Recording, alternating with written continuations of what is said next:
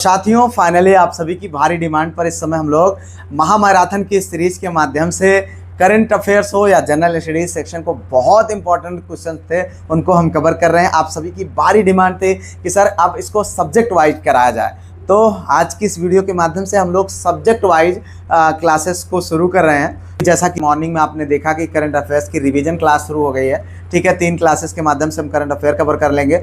आप सभी की भारी डिमांड थी कि सर हमें पीडीएफ चाहिए और इसके साथ साथ मॉक टेस्ट जो इंपॉर्टेंट क्वेश्चंस का कलेक्शन है बिल्कुल टू द पॉइंट बनाया गया वो सब चाहिए। तो भैया आप सभी की डिमांड पर एप्लीकेशन को आपके लिए एकदम से दे दिया गया है। जाओ मात्र 49 में, जी हाँ सिर्फ 49 में आपको सारी पीडीएफ, सारा मॉक टेस्ट प्रोवाइड करा दिया गया है। जाइए तुरंत एक्सेस करिए और अब किसी भी प्रकार की कोई कोताही ना करिए। आइए लेते हैं पहला क्वेश्चन। पहला क्वेश्चन है भैया, फ्रांसीसी ईस्ट इंडिया कंपनी के संदर्भ में जो है सही कथन कौन सा है। तो आप लोग जानते हैं हमने इस क्वेश्चन को इन टॉपिक्स को कवर किया हुआ है। तो यहाँ पर एक आप स्वयं का आकलन लगाएंगे और इसके साथ साथ वीडियो को लाइक शेयर सब्सक्राइब हाइप जरूर कर दीजिएगा और कोई आपका सवाल हो तो कमेंट करिएगा और साथ ही साथ जितने क्वेश्चन आपके सही हुआ करें आप उनको लिख करके जो है मैसेज करें। तो अगर आपका पहला क्वेश्चन सही हो रहा है तो आप कोशिश करें कि पहला क्वेश्चन जैसे ही मैं शुरू करूं आप उसका आंसर नीचे लिख दें, जिससे आप स्वयं तैयार होंगे, आपकी प्रैक्टिस होगी। तो जिस बात का आपको विशेष ध्यान देना है, देखिए यहाँ पर फ्रांसीसी ईस्ट इंडिया कंपनी की स्थापना 1664 में हुई। भारत में प्रथम फ्रांसीसी फैक्ट्री पौंडचेरी में स्थापित हुई। देखो क्वेश्चन क्या कर रहा है, फ्रांसीसी ईस्ट इंडिया कंपनी के संदर्भ में सही कथन कौन सा है। तो अब देखो यहाँ पर केवल एक, केवल दो, एक व दो, दोनों, इस तरीके क्वेश्चन बनते हैं और ना ही एक ना ही दो। तो देखो यहाँ पर जो सही विकल्प है मित्र वो आपको बताना है। अगर हम सही विकल्प की बात करें तो ये है आपका, ठीक है, केवल एक। जी हाँ, अगर हम बात करें फ्रांसीसी ईस्ट इंडिया कंपनी की स्थापना 1664 ईस्वी में हुई है। किसकी बात हो रही है? फ्रांसीसी। ध्यान दीजिएगा, वो अंग्रेजों को मत देखिएगा, मैंने बताया है सबसे लास्ट में फ्रांस वाले आए थे, ठीक है। तो ये कब आए थे? 1664 ईस्वी में, इसको ध्यान रखें। और भारत में प्रथम फ्रांसीसी फैक्ट्री पौंडचेरी में स्थापित की गई थी, तो ये गलत है, ठीक है। अगर हम यहां पर बात करें लुई 14वें के मंत्री, कौन? लुई 14वें के मंत्री काल्बर्ट द्वारा 1664 ईस्वी में क्या हुआ था? फ्रांसीसी ईस्ट इंडिया कंपनी की स्थापना की गई थी। इससे जो है कंपनी देश इन देश ओरिएंटेशन कहा गया था, ठीक है। भारत में प्रथम फ्रांसीसी फैक्ट्री जो है 1668 में लगी थी। कब? 1668 में, ठीक है। तो इस तरीके इतना आपको ध्यान रखने की जरूरत है। 1668 में लिखी थी और वो कहां पर? सूरत में खोली गई थी। कहां पर? सूरत में। तो यहां पौंडचेरी नहीं भैया, ठीक है। इतना आपको जाना चाहिए। आगे बढ़ो, अगला क्वेश्चन देखो। रानी एलिजाबेथ ने ईस्ट इंडिया कंपनी को पूर्व में व्यापार करने हेतु राजकीय अध्यादेश, क्या हो रहा है? राजकीय अध्यादेश कब जारी किया था? आप यहां पर देखें तो आपको बताना भाई 4 विकल्प हैं यहाँ पर। 31 दिसंबर 1609, 31 दिसंबर 1606, 31 दिसंबर जो है 1600 और 31 दिसंबर 1601। तो ये आप सब जानते हैं, बहुत ही इंपॉर्टेंट और बहुत ही सरल क्वेश्चन है। हम लोगों ने इसको कई बार करा हुआ है, आप जानते हैं। तो इसका जो सही विकल्प है मित्र वो है आपका ये वाला, ठीक है, 31 दिसंबर 1600, ठीक है। महारानी एलिजाबेथ ने 31 दिसंबर 1600 को राजकीय अध्यादेश जारी किया और कंपनी ने सबसे पहले व्यापार की शुरुआत किससे की थी? मसाले वाले द्वीपों से की थी। किससे? मसाले वाले द्वीपों से की थी। 1608 ईस्वी में कंपनी का पहला व्यापारिक पोत सूरत पहुंचा था। यह ध्यान दीजिएगा, कहां? सूरत, ठीक है। इतना आपको यहां पर जानना चाहिए। आगे बढ़ो भाई, अगला क्वेश्चन। बंगाल में डचों ने कौन सा कारखाना स्थापित किया था? बात हो रही है बंगाल में और बात हो रही है किसकी? डचों की। देखना यहां पर कौन सा कारखाना रखा था बंगाल में डचों ने, कौन सा कारखाना स्थापित किया था? बंदेश, चिंसुरा, हुगली और श्रीरामपुर। हमने बताया है, अभी हम लोग पढ़ रहे थे। तो यहाँ पर देखें जो सही विकल्प है मित्र वो कौन सा है? चिंसुरा। कौन सा है? चिंसुरा। और डचों ने बंगाल में पहली फैक्ट्री पीपली 1627 ईस्वी में, ठीक है, स्थापित किया था और बाद में बालासोर और फिर 1653 ईस्वी में चिंसुरा में प्रमुख डच व्यापार केंद्र खोला गया। एक बार फिर से ध्यान से समझिएगा, डचों ने बंगाल में पहली फैक्ट्री कहां पर? पिपली में 1627 में। कहां पर? पिपली में 1627 ईस्वी में, ठीक है, ये स्थापित किया था। बाद में बालासोर और फिर 1653 ईस्वी में चिंसुरा। तो देखें यहाँ पर ना तो बालासोर है ना तो आपका क्या है जो है पिपली है, तो क्या होगा? चिंसुरा, ठीक है। इसमें से डचों ने कौन सा कारखाना स्थापित किया था बंगाल में? तो यहाँ पर ये चिंसुरा होगा। यहाँ पर गुस्तावुस नामक किले का निर्माण भी करवाया था। तो इस तरीके से आगे बढ़ो भाई, अगला क्वेश्चन यहां पर देखें। असम में सर्वप्रथम चाय कंपनी की स्थापना कब हुई थी? बात हो रही असम में सर्वप्रथम चाय कंपनी की स्थापना की। तो 1835, 1837 और 1839 और 1841। तो बताया भाई सही विकल्प क्या होगा? सही विकल्प है आपका यहाँ पर सी, 1839। असम में सर्वप्रथम चाय कंपनी की स्थापना कब हुई थी? 1839 में। द असम कंपनी भारत की सबसे पुरानी व्यावसायिक चाय कंपनी, जो कि जो है स्थापना 1839 ईस्वी में 5 लाख की पूंजी से असम में हुआ था। इस तरीके के क्वेश्चन आपको यहाँ पर बनते हैं, तो इसीलिए मैं ये प्रीवियस ईयर क्वेश्चन सॉल्व करा रहा हूँ, तो जिससे कि आपको एक आकलन लगे कि हाँ यार ये क्वेश्चन जो है आपके इस टाइप के क्वेश्चन एग्जाम्स में आएंगे, तो आप इनको रेगुलर बेसिस पर ध्यान दें। देखो यहाँ पर 1755 डिंडीगुल मैसूर में आधुनिक शस्त्रागार की स्थापना किसने की थी? बहुत अच्छे से ध्यान होना चाहिए, बहुत आसानी से, बहुत सरल भाषा में हमने समझाया था। देखिए नटराज, हैदर अली, देवराज, चिक्का, कृष्णराज। कौन है यहाँ पर? हैदर अली। ठीक है, ये है, आंख मूंद करके लगा दो भाई। ठीक है, देखो यहाँ पर क्वेश्चन पूछा गया है कई बार, इसी तरीके से क्वेश्चन कराए गए। तो यहाँ पर देखें हैदर अली दक्षिण भारत में के जो मैसूर राज्य के सुल्तान थे, और 1755 में फ्रांसीसियों की मदद से डिंडीगुल, कहां पर? जो तमिलनाडु में आधुनिक शस्त्रागार की स्थापना किया था। इनके समय में, यानी हैदर अली के समय में प्रथम आंग्ल मैसूर युद्ध, जो कि 1767 से 1769, ठीक है, 1769 ईस्वी के मध्य हुआ था। तो इस तरीके से भाई आगे बढ़ो। अगला क्वेश्चन, गुरु नानक का सबसे तीक्ष्ण प्रहार था किस पे? तो हम लोगों ने ये भी देखा हुआ था, प्रथा प्रथा पर, बाल विवाह पर, जाति व्यवस्था पर, सती प्रथा पर। तो यहाँ पर सही विकल्प क्या है? जो है जाति व्यवस्था पर। ध्यान दीजिएगा, गुरु नानक का सबसे तीक्ष्ण प्रहार जाति व्यवस्था पर था। उन्होंने कहा ना कोई हिंदू ना कोई मुसलमान, यह उनके सिद्धांतों का सार है जो समानता और भक्ति का पर आधारित था। ठीक है, आगे बढ़ते लेते हैं अगला क्वेश्चन। भाई देखो यहाँ पर प्रथम सिंह सभा का प्रारंभ कहाँ हुआ था? तो पटियाला, अमृतसर, फगवाड़ा और जालंधर। बताना भाई क्या सही है? तो ये है अमृतसर। देख लीजिए, सिंह सभा की जब बात आती है तो अमृतसर का बहुत बड़ा रोल हो जाता है। ठीक है, सिंह सभा को पुनर्जीवित करने हेतु, मतलब पुनर्जीवित करने के उद्देश्य से ठाकुर सिंह जो है संघवलिया और ज्ञानी ज्ञान सिंह ने अक्टूबर 1873 ईस्वी में, कब? 1873 ईस्वी में, अक्टूबर 1873 ईस्वी में अमृतसर में पहली सिंह सभा की स्थापना किया था, मतलब जो है स्थापित किया था। अगर हम बात करें इसका उद्देश्य, तो सिख धर्म का प्रचार प्रसार और सामाजिक सुधार था इसका मुख्य उद्देश्य। महाराजा दिलीप सिंह ने पंजाब के ब्रिटिश साम्राज्य में विलय के कागजात कब हस्ताक्षर किए? देखिए यहाँ पर 19 मार्च 1849, 27 मार्च 1849 और 29 मार्च 1849 और 30 मार्च 1849। आपको बताना भाई सही विकल्प। सही विकल्प क्या है यहाँ पर? सही विकल्प है आपका सी, जी हाँ, 29 मार्च 1849। देखो इस तरीके क्वेश्चन बनते हैं आपके एग्जाम में। तो यहाँ पर देखें, और अभी जो भी क्वेश्चंस हैं उनको भी हम आगे, अभी जो मॉडर्न हिस्ट्री की क्लास है उनको हम कवर करेंगे, तो घबराना बिल्कुल भी नहीं है। जितना कराया जा रहा है आप रेगुलरली उनको देखें, उतना आप तैयार करते जाएं। आपके एग्जाम के दृष्टिकोण से सारे क्वेश्चंस और सारे टॉपिक को बहुत सहजता के साथ कवर किया जा रहा। तो अगर हम यहाँ पर बात करते हैं, 29 मार्च 1849 को महाराजा दिलीप सिंह ने विलय के दस्तावेजों पर हस्ताक्षर किया था। ठीक है, रणजीत सिंह के पुत्र दिलीप सिंह को पेंशन देकर के इंग्लैंड भेज दिया गया था। ठीक है, और उसके बाद डलहौजी ने सिख शक्ति को समाप्त कर पंजाब को ब्रिटिश साम्राज्य में मिला लिया था। तो ये चीजें हम लोगों ने देखा था अभी सिख उसमें। आगे बढ़ते हैं अगला क्वेश्चन। यहाँ पर देखिए, विश्व प्रसिद्ध कोहिनूर हीरा रणजीत सिंह को किससे प्राप्त हुआ था? देखो भाई क्वेश्चन ये कराया गया है। तो दोस्त मोहम्मद, नादिर शाह, जमान शाह और शाह शुजा, किससे प्राप्त हुआ था? तो यहाँ पर भैया प्राप्त हुआ था किससे? ये शाह शुजा से। किससे? शाह शुजा से। ध्यान दीजिएगा, जो ये सही विकल्प है, कोहिनूर हीरा तेलंगाना के गोलकुंडा खदानों से प्राप्त हुआ था। यह जो है नादिर शाह से जो है अहमद शाह अब्दाली के पास पहुंचा। कहां?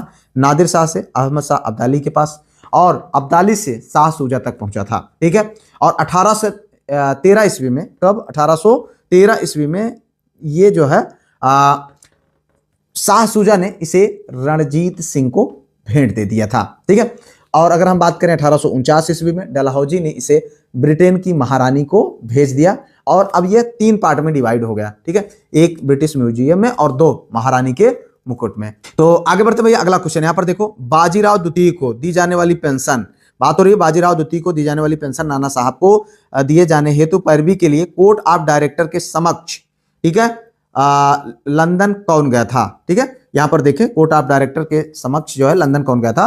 तो यहाँ पर देखें अजीमुल्ला खान, तात्या टोपे, उमर पाशा और रंगो बापू जी। बात हो रही है किसकी यहाँ पर, तो देखिए यहाँ पर जो सही विकल्प है वो है अजीमुल्ला खान। कौन है? अजीमुल्ला खान, ये आपका सही विकल्प है। यहाँ पर अगर हम बात करें बाजीराव द्वितीय को दी जाने वाली पेंशन नाना साहब को दिए जाने हेतु पैरवी के लिए बोर्ड ऑफ डायरेक्टर के समक्ष लंदन अजीमुल्ला खान गए थे। ठीक है, अजीमुल्ला खान नाना साहब के प्रधान सलाहकार थे। तो ध्यान दीजिएगा भैया इतना। आगे बढ़े, अगला क्वेश्चन, बाजीराव पेशवा के दत्तक पुत्र का नाम भैया साहब, बाबा साहब, नाना साहब, दादा साहब। तो यहाँ पर हम सब जानते हैं क्या है, यहाँ पर सही विकल्प है भैया आपका डी, यानी नाना साहब। क्या है? नाना साहब। तो नाना साहब का जन्म की अगर हम बात करते हैं तो 1824 ईस्वी में। कब? 1824 ईस्वी में। ठीक है, कहां पर हुआ था? बेड़ूग्राम में हुआ था। और 1827 ईस्वी में बाजीराव द्वितीय ने इन्हें जो है गोद ले लिया था। और पेंशन रोके जाने के बाद उन्होंने तात्या टोपे के साथ 1857 ईस्वी में बगावत कर दिया था। कौन? नाना साहब। हम लोगों ने अभी देखा था 1857 की क्रांति में इनका नाम बहुत फेमस था। नीचे दिए गए आपको सही मिलान करना है। गायकवाड़ स्थान का नाम है। ठीक है, होलकर, सिंधिया और भोसले। इसमें अगर हम बात करते हैं तो देखो यहाँ पर कूट भी दिया हुआ है। इनको हम बहुत सहजता के साथ अगर हम देखें तो गायकवाड़ की जब बात आती है तो गायकवाड़ भैया ये बड़ौदा से संबंध रखते हैं। ठीक है, और होलकर की जब बात आती है तो इंदौर से संबंध रखते हैं। ठीक है, सिंधिया का ग्वालियर से और भोसले नागपुर से। तो अब मिला लीजिए कौन किसके साथ। ए का 3, ठीक है, ए का 3 हो गया और बी का 4 हो गया। ठीक है, उसके बाद सी का 1 हो गया और डी का 2 हो गया। बिल्कुल ये पहला वाला ऑप्शन सही हो गया आपका। तो ये देखो इस तरीके से थोड़ा सा आप दिमाग लगाएंगे, क्योंकि गायकवाड़ बहुत फेमस है, बड़ौदा संबंध, होलकर बहुत ज़्यादा फेमस है। जब होलकर का नाम आता है, इंदौर की महारानी लोकमाता अहिल्याबाई होलकर का नाम आता है तो उनको आप देख सकते हैं। सिंधिया का जब नाम आता है तो सिंधिया आप अभी वर्तमान में ज्योतिरादित्य सिंधिया परिवार से है, तो यहाँ पर ग्वालियर से संबंध है। तो इस तरीके से भी आप अपना थोड़ा सा दिमाग लगा करके इनको याद कर सकते हैं, देख सकते हैं। तो आगे देखते हैं भैया अगला क्वेश्चन। यहाँ पर बिहार के शासक राजा राम नारायण का दमन करने के लिए क्लाइव व मीर जाफर ने किसकी अध्यक्षता में एक सेना भेजी थी? किसने? क्लाइव व मीर जाफर ने किसकी जो है अध्यक्षता में एक सेना भेजी थी? तो मेजर कूट, वाटसन, हॉलवेल, मेजर ड्रेक। तो देखो भाई इसमें जो सही विकल्प है वो है भैया ये मेजर कूट। कौन? मेजर कूट। ध्यान दीजिएगा, बिहार के हिंदू शासक राजा राम नारायण का दमन करने के लिए क्लाइव व मीर जाफर ने मेजर आयरकूट के नेतृत्व में एक सेना भेजी थी। ठीक है, मीर जाफर को उस समय लोग क्लाइव का गीदड़ कहते थे। आप जानते हैं किसने धोखा दिया था? किसने? मीर जाफर। आगे बढ़ते लेते हैं अगला क्वेश्चन। किसने ईस्ट इंडिया कंपनी के बारे में टिप्पणी दी थी कि कंपनी एक असंगत है, परंतु यह उस व्यवस्था का भाग है जहां सब कुछ असंगत है। तो देखिएगा, Warren Hastings, GB Macaulay, Lord Clive, Henry Dundas. तो भाई बताओ सही विकल्प। सही विकल्प है ये जीबी मैकाले। किसने? जीबी मैकाले ने कहा था, ने ईस्ट इंडिया कंपनी के बारे में टिप्पणी की थी कि कंपनी एक असंगत है, परंतु यह उस व्यवस्था का भाग है जहां सब कुछ असंगत है। भारतीय दंड संहिता की पांडुलिपि मैकाले ने ही लिखी थी। ठीक है, तो इस तरीके से आगे बढ़ते हैं अगला क्वेश्चन। डलहौजी से पहले की हड़प नीति किन पर लागू की गई थी? ठीक है, मांडवी, कोलाबा, जालौर, सूरत, उपरोक्त सभी। तो देखो यहाँ पर जो सही विकल्प है मित्र वो है आपका डी वाला, यानी इन पर, सब पर। ठीक है, यहाँ पर देखें तो ईस्ट इंडिया कंपनी के बोर्ड ऑफ डायरेक्टर्स ने 1834 ईस्वी में यह नीति लागू की थी। कब की थी? 1834 ईस्वी में। ध्यान दीजिएगा, ठीक है, 1834 ईस्वी में। और 1839 ईस्वी में मांडवी और 1840 ईस्वी में कोलाबा व जालौर और 1842 ईस्वी में सूरत पर यह हड़प नीति लागू कर दी गई थी। ठीक है, तो इतना आपको यहाँ पर जानना चाहिए। ध्यान दीजिएगा, इससे आपको आकलन लगेगा कि किस लेवल के क्वेश्चन पूछे जा रहे हैं। कुछ लोगों के सवाल थे कि सर आप जो है बहुत डीप तो नहीं पढ़ा रहे हैं, और अब आप सोचिए कि कैसे कैसे क्वेश्चन आपको एग्जाम में देखने को मिल सकते हैं। तो यहाँ पर आपको इससे आकलन लगेगा। ध्यान दें, आपकी तैयारी को लेकर के आपसे ज़्यादा मैं स्वयं जो है बहुत ज़्यादा इस बात को समझता हूँ, और उसमें कोई भी कोर कसर आपको नहीं देखने को मिलेगी। इसलिए जितना आपको कराया जा रहा है आप आंख मूंद करके उतना तैयार करते जाएं, बिल्कुल बिंदास रहें। देखिए यहाँ पर सिक्किम का भारत में विलय किसने किया था? तो सिक्किम का भारत में विलय, ठीक है, Lord Hastings, Lord William Bentinck, Lord Dalhousie, Lord Auckland. नाम जब आता है यहाँ पर तो सही विकल्प है आपका सी। कौन? लॉर्ड डलहौजी। तो लॉर्ड डलहौजी 1848 में भारत आए। उनके काल में सिक्किम पर उसने जो है उसी के काल में सिक्किम पर अधिकार किया इसने। और 1850 ईस्वी में अंग्रेज डॉक्टर के साथ दुर्व्यवहार के आरोप पर सिक्किम को ब्रिटिश के नियंत्रण में ले लिया गया। ठीक है, ब्रिटिश के नियंत्रण। डलहौजी के समय ही पंजाब जो कि 1849 ईस्वी में, वर्मा लोअर बर्मा जो कि 1852 ईस्वी में इसका भी विलय कर लिया गया। आगे बढ़ते हैं, अगला क्वेश्चन देखो, भारत में सर जॉन सोर की नीति को किस नीति के रूप में दर्शाया गया? तुष्टीकरण, कुशलता, आक्रमणीयता, गैर हस्तक्षेप, फूट डालो व शासन करो। तो यहाँ पर देखें जो सही विकल्प है मित्र वो है गैर हस्तक्षेप। देखें यहाँ पर भारत में सर जॉन सोर की नीति को गैर हस्तक्षेप की नीति के नाम से जाना जाता है। कुशल आक्रमणता की बात करते हैं तो लॉर्ड लॉरेंस का नाम आता है, ठीक है। शानदार निष्क्रियता, ठीक है। और लॉर्ड कर्जन का संबंध किससे? तुष्टीकरण से आता है, लॉर्ड कर्जन का इससे नाम आता है। तो इस टाइप से क्वेश्चन बन जाएगा आपका, तो यहाँ पर इसको ध्यान दीजिएगा, ठीक है। और 1905 ईस्वी में बंगाल विभाजन द्वारा हिंदू मुस्लिम संबंधों में दरार पैदा इसने कर दिया था, ठीक है। आगे बढ़ते हैं, अगला क्वेश्चन यहाँ पर देखो, अवध का उत्तर पश्चिम प्रांत में एकीकरण कब हुआ था? बात हो रही अवध का उत्तर पश्चिम प्रांत में एकीकरण कब हुआ था? तो 1860, 1877, 1880, 1901। यहाँ पर आप अपने आंसर्स लिखते रहें कमेंट बॉक्स में, कितने क्वेश्चन कौन सा किसका कौन सा आंसर हो रहा है, ठीक है। ये देखो यहाँ पर 1877 है सही विकल्प, ठीक है। 1856 ईस्वी में अवध को चीफ कमिश्नर के अधीन किया गया था। उसके बाद 1877 ईस्वी में इसे उत्तर पश्चिम प्रांत में मिला दिया गया था। कब? 1877 ईस्वी में। इसके बाद यह क्षेत्र उत्तर पश्चिम प्रांत एवं अवध के नाम से जाना जाने लगा, ठीक है। आगे बढ़ते हैं, अगला क्वेश्चन, निम्नलिखित में से किस एक कवि ने प्लासी की लड़ाई को एक अस्थायी दुख भरी रात, क्या अस्थायी दुख भरी रात कहा था? नवीन चंद्र सेन, बंकिम चंद्र चटर्जी, रविन्द्रनाथ टैगोर, सुब्रमण्य भारती। देखिए यहाँ पर जो सही विकल्प है मित्र वो है आपका ये वाला पहला, ठीक है। नवीन चंद्र सेन जी ने ये बात कही थी। ये बंगाली कवि है नवीन चंद्र सेन ने प्लासी के युद्ध के परिणाम को एक अस्थायी दुख भरी रात कहा, ठीक है। तो यहाँ पर देखिए अगला क्वेश्चन, यह निम्नलिखित घटनाओं पर आपको विचार करना है। तो क्लाइव का पुनः भारत आगमन, इलाहाबाद की संधि, बक्सर का युद्ध, वारेन हेस्टिंग का भारत का गवर्नर जनरल बनना। तो इस तरीके से डेट्स दे देगा और आपको कहेगा भैया बताओ, ठीक है, मिलान करो। तो यहाँ पर अगर हम बात करते हैं कूट का, तो कूट में अगर हम देखें तो यहाँ पर सही है ये वाला, ठीक है, 3, 1, 2। तो 3 में अगर हम बात करें तो बात सबसे पहले किसका नाम आता है? बक्सर का युद्ध। और बक्सर का युद्ध कब हुआ था? 22 अक्टूबर 1764 ईस्वी में। कब? 22 अक्टूबर, ठीक है, 22 अक्टूबर 1764 में। और उसके बाद फिर नंबर आता है पहला का, क्लाइव का पुनः भारत आगमन। क्लाइव दोबारा भारत आता है कब? 1765 में, ठीक है। तो ये हो गया। और उसके बाद फिर नंबर आता है इलाहाबाद की संधि का। इलाहाबाद की संधि कब होती है? ये भी 1765 में ही होती है, ठीक है। लेकिन ये 16 अगस्त डेट था। कब था? डेट 16 अगस्त था। तो इतना आपको जानना चाहिए। और उसके बाद वारेन हेस्टिंग का भारत का गवर्नर बनना, ये क्या है? वारेन हेस्टिंग का गवर्नर बनना 1773 ईस्वी में। कब? 1773 ईस्वी। तो यहाँ पर इतनी चीजें आपको जानना चाहिए। तो आगे देखो, यहाँ पर अगला क्वेश्चन है भाई, 13 जून 1817 को पुणे की संधि पर किसने हस्ताक्षर किया था? किस पर? पुणे की संधि पर किसने हस्ताक्षर किया था? देखो यहाँ पर दौलत राव लिधिया और बाजीराव सेकंड, अप्पा साहेब, मल्हार राव होलकर। तो यहाँ पर जो सही विकल्प है मित्र वो है आपका बाजीराव सेकंड। क्या है? बाजीराव सेकंड। 13 जून 1817 ईस्वी को पुणे की संधि हुई। कौन सी संधि हुई? पुणे की। इसको आपको ध्यान रखना चाहिए, ठीक है। अगर हम बात करें यहाँ पर जिस पर पेशवा बाजीराव द्वितीय ने हस्ताक्षर किया था। किसने हस्ताक्षर किया था? पेशवा बाजीराव द्वितीय ने हस्ताक्षर किया। और इनके द्वारा मराठा संघ भंग कर दिया गया। भंग किया गया, मराठा संघ जो है भंग कर दिया गया था, ठीक है, भंग कर दिया गया। और पेशवा का नेतृत्व समाप्त हो गया। पेशवा को अहमदनगर का दुर्ग, बुंदेलखंड और मालवा तथा शेष भारत का अधिकार कंपनी को देना पड़ा तथा पूना में अंग्रेजी सेना रखने की अनुमति भी पेशवा को देनी पड़ी। तो इतना यहाँ पर जान सकते हैं। आगे बढ़ते लेते हैं अगला क्वेश्चन। देखो यहाँ पर सफदर जंग, क्या है? सफदर जंग के पश्चात निम्न में से कौन एक अवध के नवाब बने? सिराजुद्दौला, शुजाउद्दौला, बुरहानुल मुल्क, हैरत खान। तो सही विकल्प क्या है भाई?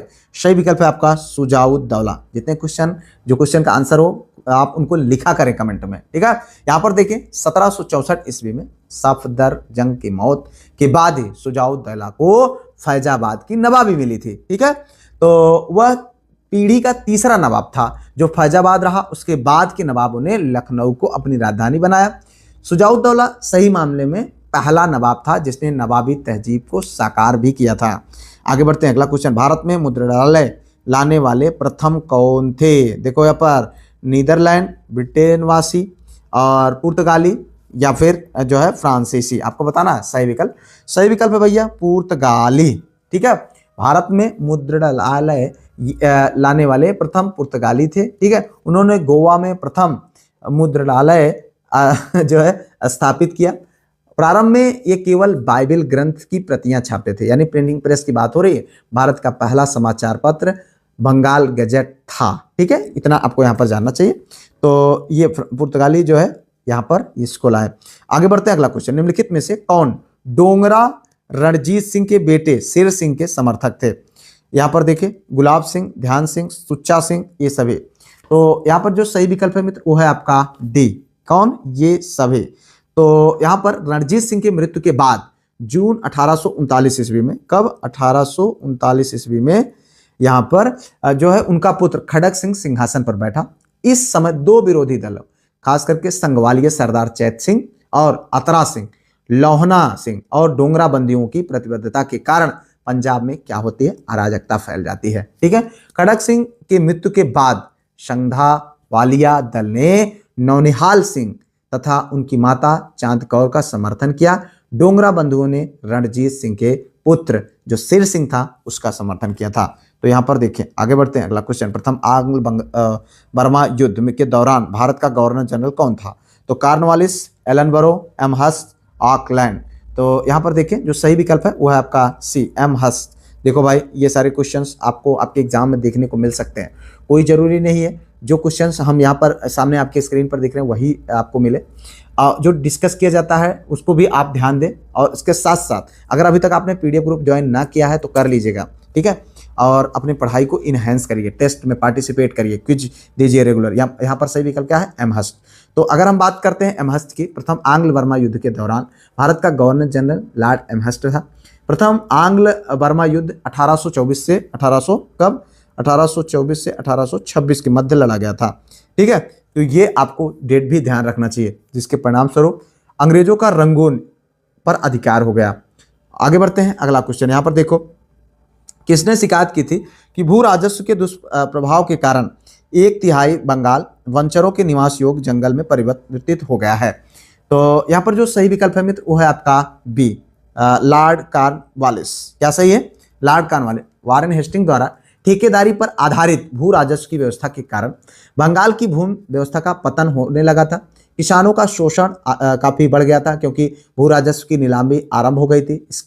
इससे क्या हो रहा था? किसान की स्थिति बद से बेहतर होती जा रही थी। गरीबी और भुखमरी चारों तरफ व्याप्त थी। इसी परिस्थिति में लॉर्ड कॉर्नवालिस ने शिकायत की थी कि भू राजस्व के दुष्परिणाम के कारण 1/3 बंगाल जो है वनचरों के निवास योग्य जंगल में परिवर्तित हो गया। तो ये आपको यहाँ पर ध्यान देना चाहिए। आगे बढ़े, अगला क्वेश्चन, 1885। ठीक है, 1885 में भारत सरकार के वित्त सदस्य थे। तो देखो यहाँ पर वित्त सदस्य की बात कर रहा है, तो Auckland, Colvin, James M Meston, Alfred C Lyall, Antony P MacDonnell. भाई बताओ सही विकल्प। सही विकल्प की अगर हम बात करते हैं तो यहाँ पर सही है ऑकलैंड कॉल्विन। ये है ऑकलैंड कॉल्विन। ठीक है, ये आपका सही विकल्प है। 1885 में भारत सरकार के वित्त सदस्य ऑकलैंड कैल्विन। 1883 से 1887 तक भारत के वायसराय के परिषद में वित्त सदस्य थे। ठीक है, क्या थे? वित्त सदस्य थे। इस अवधि के दौरान लॉर्ड डफरिन भारत के वायसराय थे। ठीक है, आगे बढ़ते हैं, अगला क्वेश्चन यहाँ पर देखो, ये है किसके प्रशासन काल में अस्थायी बंदोबस्त प्रारंभ किया गया? ठीक है, Warren Hastings, Lord Cornwallis, sir John Shore, Lord Wellesley. अभी देखो इस टाइप के क्वेश्चन आप लोगों के एग्जाम में पूछे जाते हैं भाई। अभी हम लोग 2 वीडियो और बना करके, 2 वीडियो के माध्यम, 2 क्लास के माध्यम से हम लोग जो भी अभी आपके जो है मॉडर्न हिस्ट्री संबंधित और भी चीजें हैं, क्योंकि मॉडर्न हिस्ट्री एक ऐसा पार्ट है जहां से आपको कम से कम 2 से 3 क्वेश्चन, 4 क्वेश्चन देखने को मिल ही सकते हैं, तो उसको हम लोग पूरा कवर करेंगे। ठीक है, यहाँ पर देखो जो है अगर हम बात करते हैं इनकी, तो यहाँ पर जो सही विकल्प है वो है लॉर्ड कॉर्नवालिस। क्या है? Lord Cornwallis. बंगाल का गवर्नर जनरल लॉर्ड कॉर्नवालिस के समय 1789 ईस्वी में सर जॉन शोर ने भू राजस्व व्यवस्था का अध्ययन करके नई भू पद्धति की रूपरेखा सामने रखी। ठीक है, जो 22 मार्च 1793 ईस्वी को अस्थायी बंदोबस्त या इस्तमरारी या जागीरदारी या विश्वेदारी के रूप में स्थापित की गई और कॉर्नवालिस द्वारा 22 मार्च 1873 ईस्वी में अस्थायी बंदोबस्त प्रणाली को बंगाल में लागू कर दिया गया। और इसके थ्रू जो भी हम लोगों ने पढ़ा था उसमें क्या था कि टैक्स देना था, कितना आप देखें तो 10/11वां भाग, ठीक है। भूमि कर का 10/11वां भाग कंपनी को दिया जाता था, 1/11वां भाग जमींदार को प्राप्त होता था। सोच के देखो किस लेवल का टैक्स था, ठीक है। तो यहाँ पर आगे बढ़ते हैं, अगला क्वेश्चन देखो, अलीनगर की संधि पर कब हस्ताक्षर हुए थे?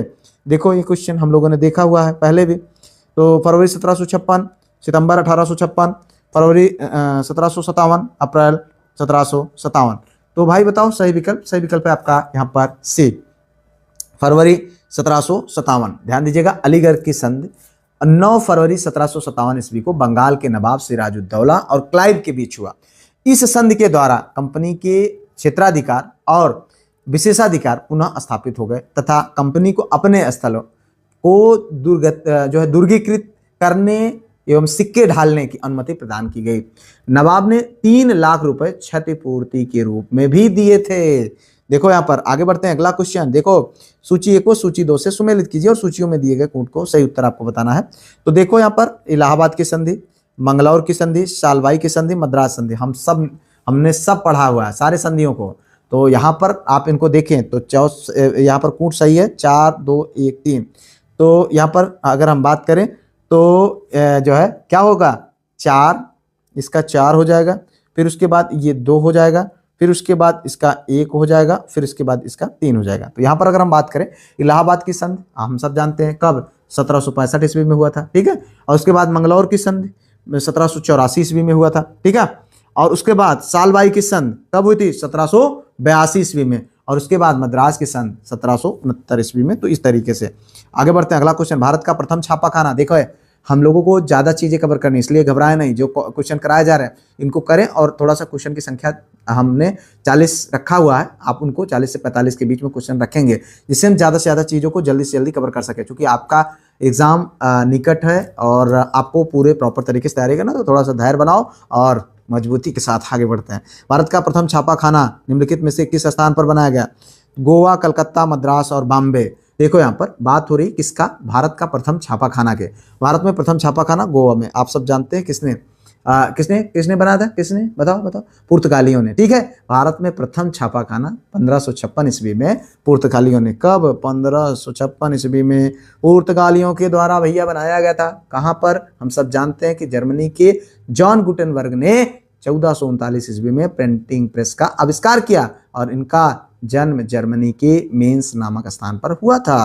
बट यहाँ पर हमारे यहाँ 1556। आगे देखो अगला क्वेश्चन, नीचे 2 कथन दिए गए हैं जिनमें एक को कथन ए तथा दूसरे को कारण आर। आप बताओ भैया, यहाँ पर है ये देखो कथन ए, ब्रिटिश सरकार ने भारत के अलग अलग भागों में भूभाग जो है भू राजस्व की अलग अलग व्यवस्था लागू की थी। इससे भारतीय किसानों में अलग अलग वर्ग बनाए गए। देखो भैया यहाँ पर ज़्यादातर इस टाइप के क्वेश्चन में क्या होता है, ए और आर दोनों सही है और आर ए की सही व्याख्या करता है। ये आर दोनों सही परंतु आर ए की सही व्याख्या नहीं करता है। ए सही है किंतु आर गलत है, ये गलत है किंतु आर सही है। तो इस तरीके के अगर हम यहाँ पर देखें तो सही आंसर ज़्यादातर 95% केसेस में ये वाला होता है। जहाँ ना समझ में आए इसको लगा के चले आइएगा। ध्यान दीजिएगा, ब्रिटिश सरकार ने भारत में अलग अलग भागों में भू राजस्व की अलग अलग व्यवस्था लागू की थी, हम लोगों ने देखा था, ठीक है। और उसके बाद अगर हम बात करें जैसे स्थायी बंदोबस्त बंगाल, बिहार, उड़ीसा, बनारस आज जगहों पर, उसके बाद रैयतवाड़ी व्यवस्था, ठीक है, और उसके बाद महालवाड़ी व्यवस्था, हम सब ने बड़े अच्छे तरीके से इनको देखा था, अलग अलग इनके टैक्स पढ़ा ली थी, ठीक है। तो यहाँ पर इस तरीके से आगे बढ़ते हैं, अगला क्वेश्चन देखो, भारतीय दुर्भिक्ष संहिता 1883 का निर्माण निम्नलिखित में से किस आयोग द्वारा किया गया? हंटर आयोग, हटांग, स्टेची, इंडिगो आयोग। भाई बताओ सही विकल्प। सही विकल्प है आपका सी, क्या है, सी, स्टेची आयोग, ठीक है। अगर हम यहाँ पर बात करें भारतीय दुर्भिक्ष संहिता जो कि 1883 ईस्वी में, कब, 1883 ईस्वी का निर्माण स्ट्रेची आयोग की सिफारिश पर किया गया था। किसकी? स्ट्रेची आयोग की। आगे बढ़ते हैं, अगला क्वेश्चन यहाँ पर देखो, भारत में स्थानीय स्वायत्त शासन का जनक। देखो यहाँ पर अभी हम लोग इसको पढ़ेंगे, घबराइएगा नहीं, ठीक है। लॉर्ड लिटन, लॉर्ड कर्जन, यहाँ पर डलहौजी, ये सब है। तो बताओ भाई सही विकल्प। सही विकल्प है आपका बी, लॉर्ड रिपन, ठीक है।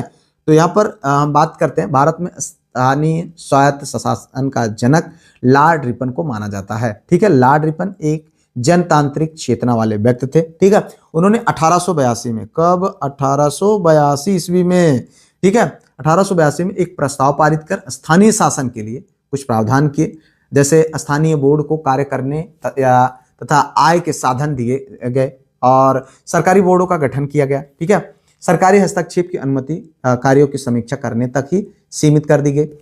उनके द्वारा हंटर आयोग का गठन किया गया।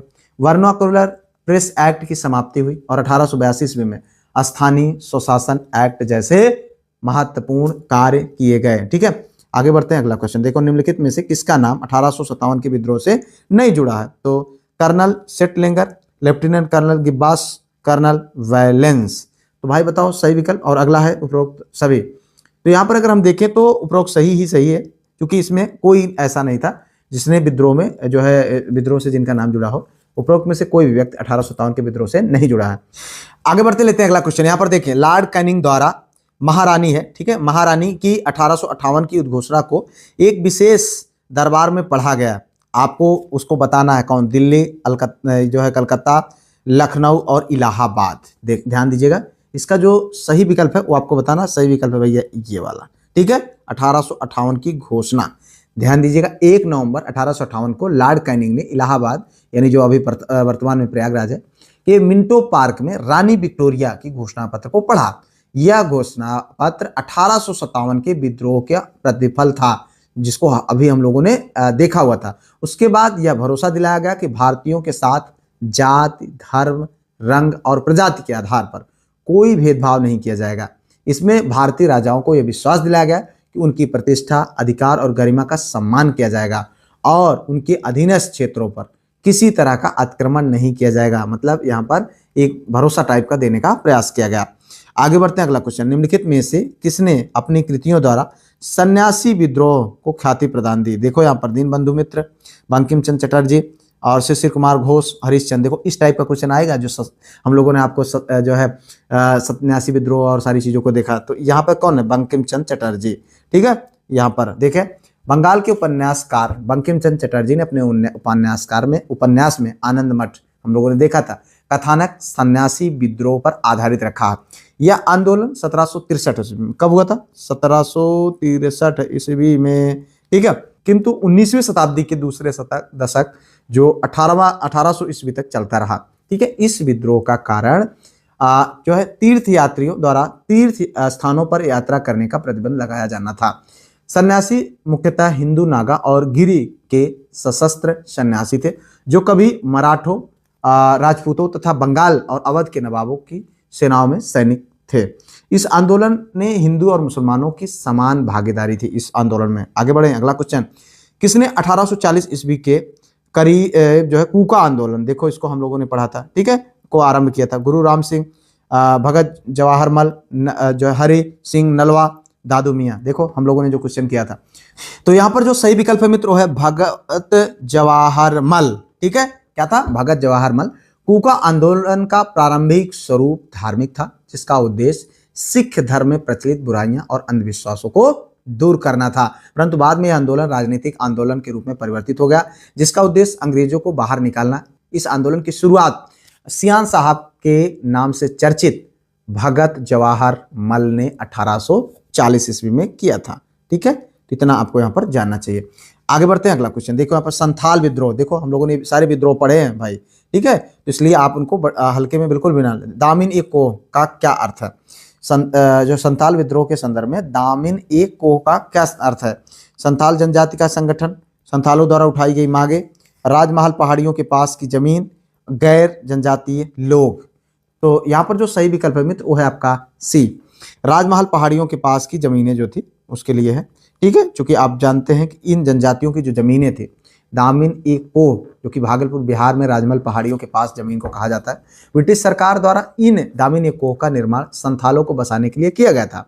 ब्रिटिश सरकार द्वारा इस क्षेत्र में संथालों को बसाने का उद्देश्य उनके द्वारा इस क्षेत्र में से वन क्षेत्र को साफ करवाना तथा कृषि कार्य करवाना था, जिससे अधिक से अधिक लाभ कमाया जा सके। आगे बढ़ो, अगला क्वेश्चन देखो यहाँ पर सूची 1 को सूची 2 से सुमेलित कीजिए। सूचियों में दिए गए आपको बताना, देखो रंपा विद्रोह, पावना, बंगाल नील विद्रोह, जयंतिया विद्रोह सब आप लोगों को पढ़ाया गया है। तो आपको बताना सन इस तरीके से सुमेलित करके आ जाएगा भैया। तो लाइटली बिल्कुल भी मत लीजिए, इसीलिए मैंने इस टाइप का प्रैक्टिस सेट रखा है कि आपको एक बार मतलब आई ओपनर के रूप में आपको साबित हो और आपको देखें कि जो कराए जा रहे हैं वो कितना ज़्यादा इंपॉर्टेंट है, कैसे क्वेश्चन बने हैं। तो यहाँ पर अगर हम देखें तो जो सही कूट है वो है भैया आपका बी, ठीक है, ये वाला 2 4 1 3 ये वाला। तो यहाँ पर हो जाएगा 2, फिर यहाँ पर 4, फिर उसके बाद 1, फिर उसके बाद 3। तो देखो यहाँ पर अगर रंपा विद्रोह की बात करते हैं तो 1879 से लेकर के 1880 के मध्य हुआ था। पावना विद्रोह 1873 से 76 के मध्य, ठीक है, 1873 से 76 के मध्य। और उसके बाद बंगाल नील विद्रोह 1859 से 60 के मध्य। जयंतिया विद्रोह 1860 से 63 के बीच। तो ये आपका कुछ जो है यहाँ पर विद्रोह रहे। आगे बढ़ते हैं, अगला क्वेश्चन देखो यहाँ पर 1924 का बंगाल का तारकेश्वर आंदोलन निम्न में से किससे विरुद्ध किसके विरुद्ध था? मंदिरों में भ्रष्टाचार, हिंसा, राजनीतिक नेताओं की गिरफ्तारी, सांप्रदायिकता।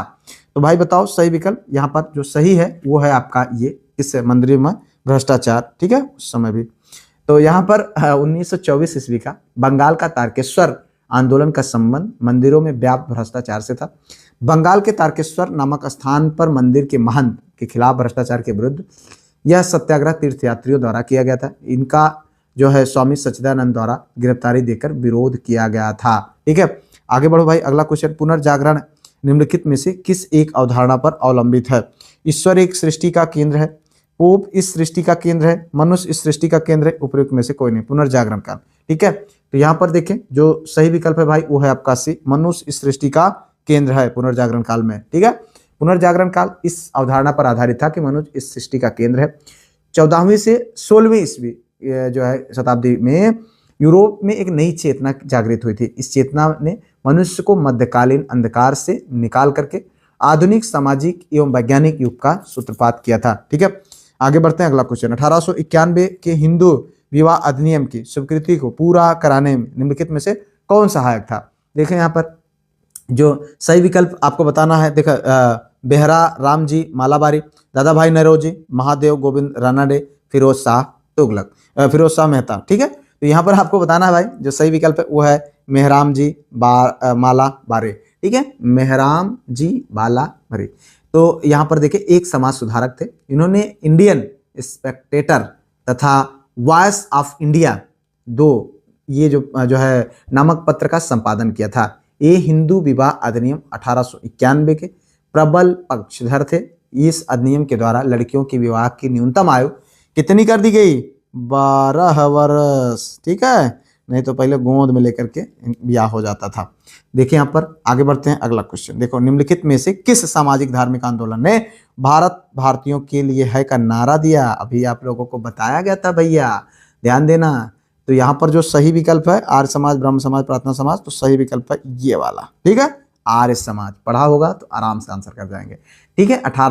जो आर्य समाज की स्थापना 1875 ईस्वी में दयानंद सरस्वती ने की था। इसका नारा था कि भारत भारतीयों के लिए, और एक और नारा दिया था वेदों की ओर लौटो। और आर्य समाज ने 1863 ईस्वी में शुद्धिकरण आंदोलन चलाया था। कब? 1863 ईस्वी में भैया।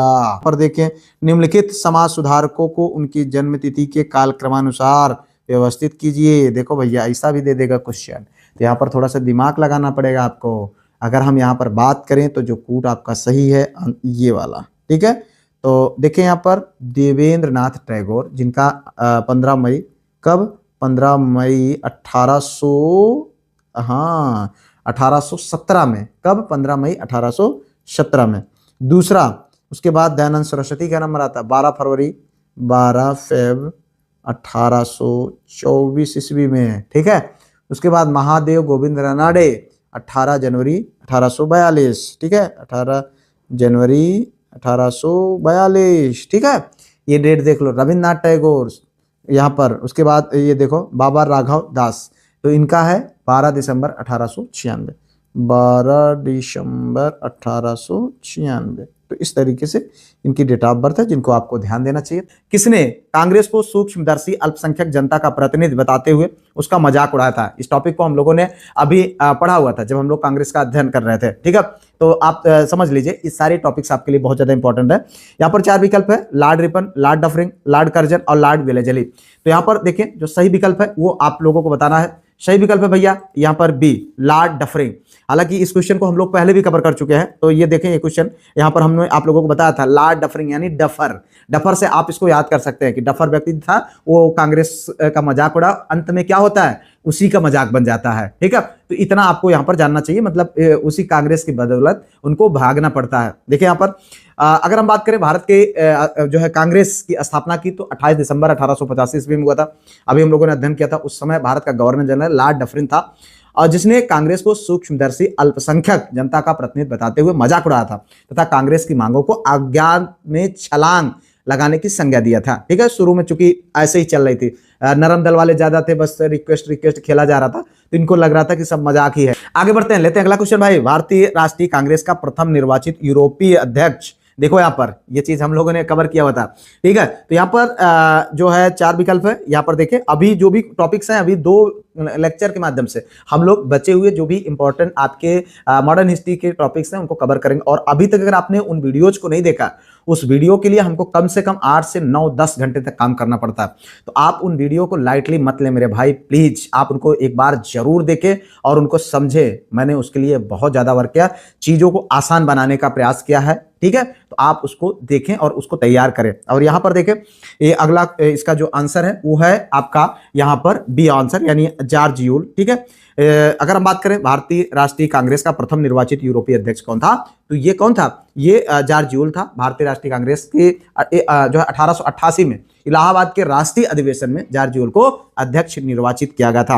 अगला क्वेश्चन देखो, भारत में किस वर्ष में से राष्ट्रीय आंदोलन में जन संगठित आंदोलन का रूप ले लिया? देखो यहाँ पर भारत में किस वर्ष से राष्ट्रीय आंदोलन में जन संगठित आंदोलन का रूप ले लिया? तो 1857, 1885, 1914, 1919। आपको बताना भाई सही विकल्प है आपका यहाँ पर डी, जी हाँ 1919।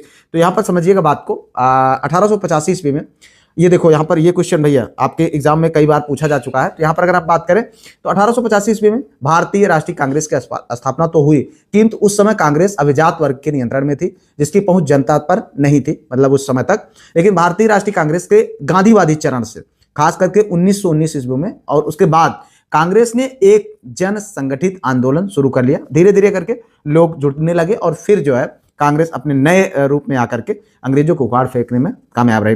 देखिए यहाँ पर इंडियन नेशनल लिबरल फेडरेशन, ध्यान दीजिएगा, की स्थापना निम्नलिखित में से किसने की थी? सुरेंद्र नाथ बनर्जी, केशव चंद्र सेन, गोपाल कृष्ण गोखले, लाला लाजपत राय। तो यहाँ पर आपको बताना है इंडियन नेशनल लिबरल फेडरेशन। तो सही विकल्प क्या है? सुरेंद्र नाथ बनर्जी। देखें ये विकल्प आपका सही है। यह जो है सर सुरेंद्र नाथ बनर्जी अंग्रेजों के शासनकाल के शुरुआती भारतीय राजनीतिक नेताओं में से एक है। उन्होंने इंडियन नेशनल एसोसिएशन की स्थापना की थी, ठीक है। सुरेंद्र नाथ ने कांग्रेस के विपरीत मॉन्टेग्यू चेम्सफोर्ड सुधार का स्वागत किया था और कई उदारवादी नेताओं के साथ उन्होंने कांग्रेस को छोड़ दिया था और 1919 ईस्वी में इंडियन नेशनल लिबरल फेडरेशन के नाम से एक संगठन की स्थापना की। वह भारतीय राष्ट्रीय कांग्रेस के आरंभिक सदस्यों में से एक थे, ठीक है। तो इस तरीके से भाई कोई भी पार्टी या संगठन बनता है तो लोग आते जाते रहते हैं। तो इस तरीके की चीजें थी भाई। देखो पहला काम करिए, वीडियो लाइक ना करे हो तो कर दो, सब्सक्राइब ना किए हो तो कर दो, ठीक है। नहीं पाप लागी, बहुत मेहनत करा थी भैया, ठीक है। और हाइप तो और करके शेयर जरूर कर दिया करें, स्टेटस लगा दिया करो यार, थोड़ा सा अपने इतना करता हूँ, आपका भाई हूँ तो थोड़ा सा ये चीजें देख लिया करो अपने हिसाब से, ठीक है। भारतीय राष्ट्रीय कांग्रेस के किस अधिवेशन में मौलिक अधिकारों का संकल्प पारित हुआ था? देखो ध्यान दीजिएगा, यहाँ पर कराची कांग्रेस 1931, मद्रास कांग्रेस 1984, लखनऊ कांग्रेस 1916, ठीक है, अहमद कांग्रेस 1902। ध्यान दीजिएगा, बात हो रही है किसकी? भारतीय राष्ट्रीय कांग्रेस के किस अधिवेशन में मौलिक अधिकारों का संकल्प पारित हुआ था? तो सही विकल्प है भैया पहला वाला, ठीक है, कराची अधिवेशन। भारतीय राष्ट्रीय कांग्रेस के कराची अधिवेशन 1931 में कांग्रेस ने 2 प्रस्तावों पर संकल्प पारित किया था। इसमें पहला क्या था? मौलिक अधिकार, और दूसरा राष्ट्रीय आर्थिक कार्यक्रमों से संबंधित था, ठीक है। इस अधिवेशन की अध्यक्षता सरदार वल्लभ भाई पटेल साहब ने किया था, ठीक है।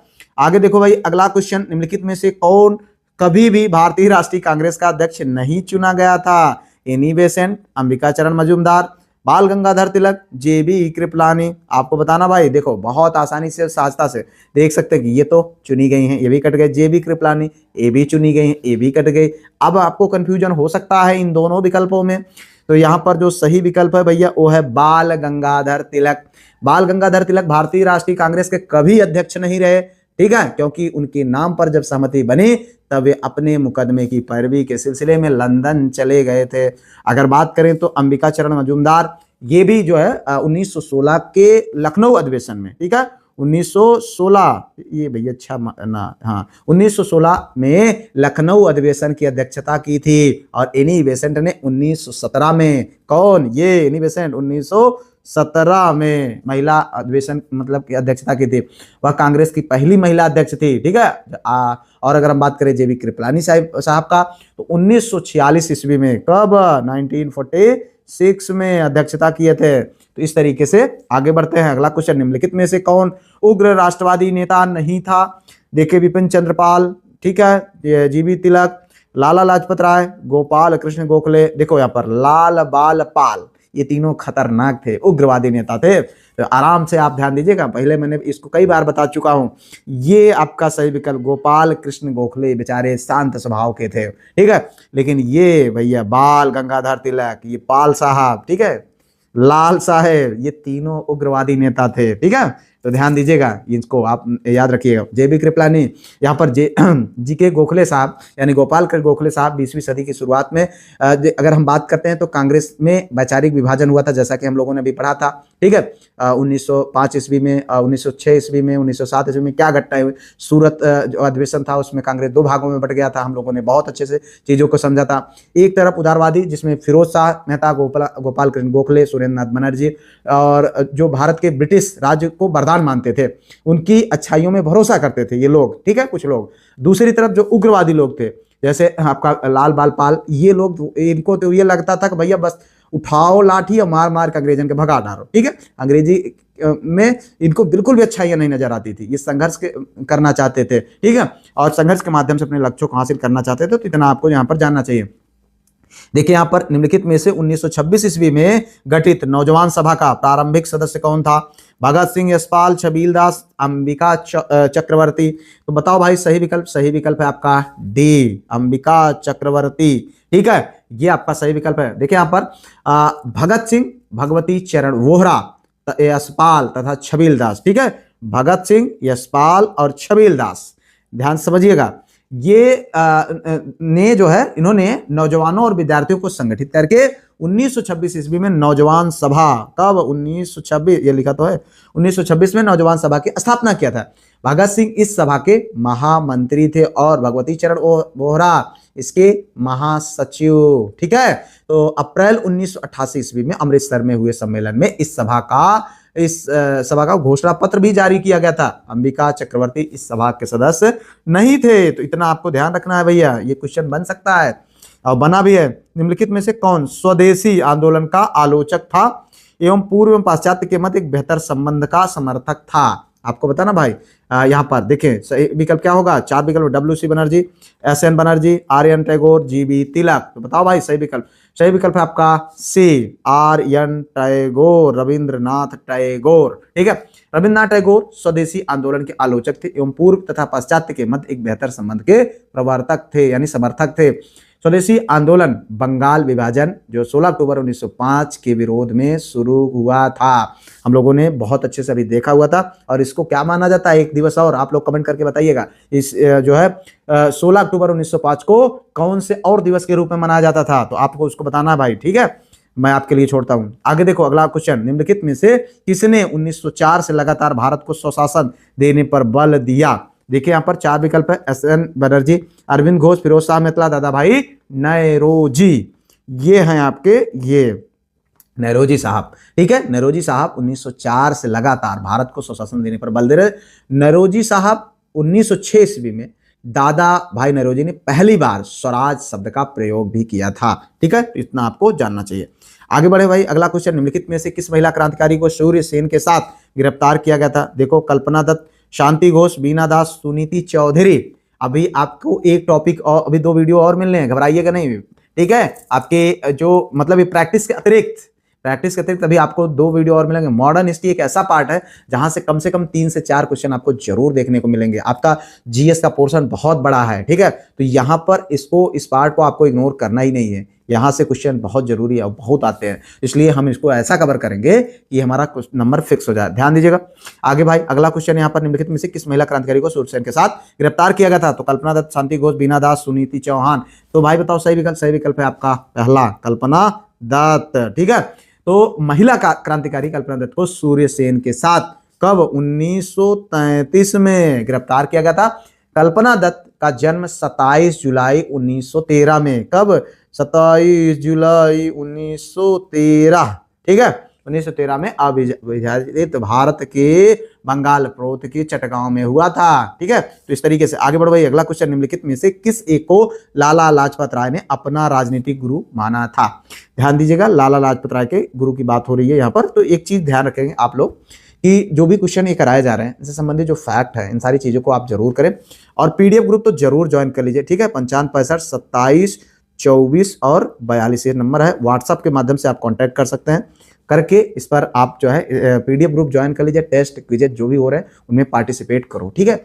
रेगुलर बेसिस पर पढ़ते रहे, घबराइए नहीं, सिलेक्शन होगा, पर मेहनत करिए। हम आपके साथ लगातार मेहनत कर रहे हैं, आप हमारे साथ मेहनत करिए। देखिए यहाँ पर बात हो रही है जो है गरीबाल्टी को, विवेकानंद को, दादा भाई नौरोजी को और मैजनी को। तो हम सब जानते हैं ये जो सही विकल्प है, यहाँ पर सही विकल्प है डी, ये है मैजनी को। क्या है? मैजनी को, ठीक है।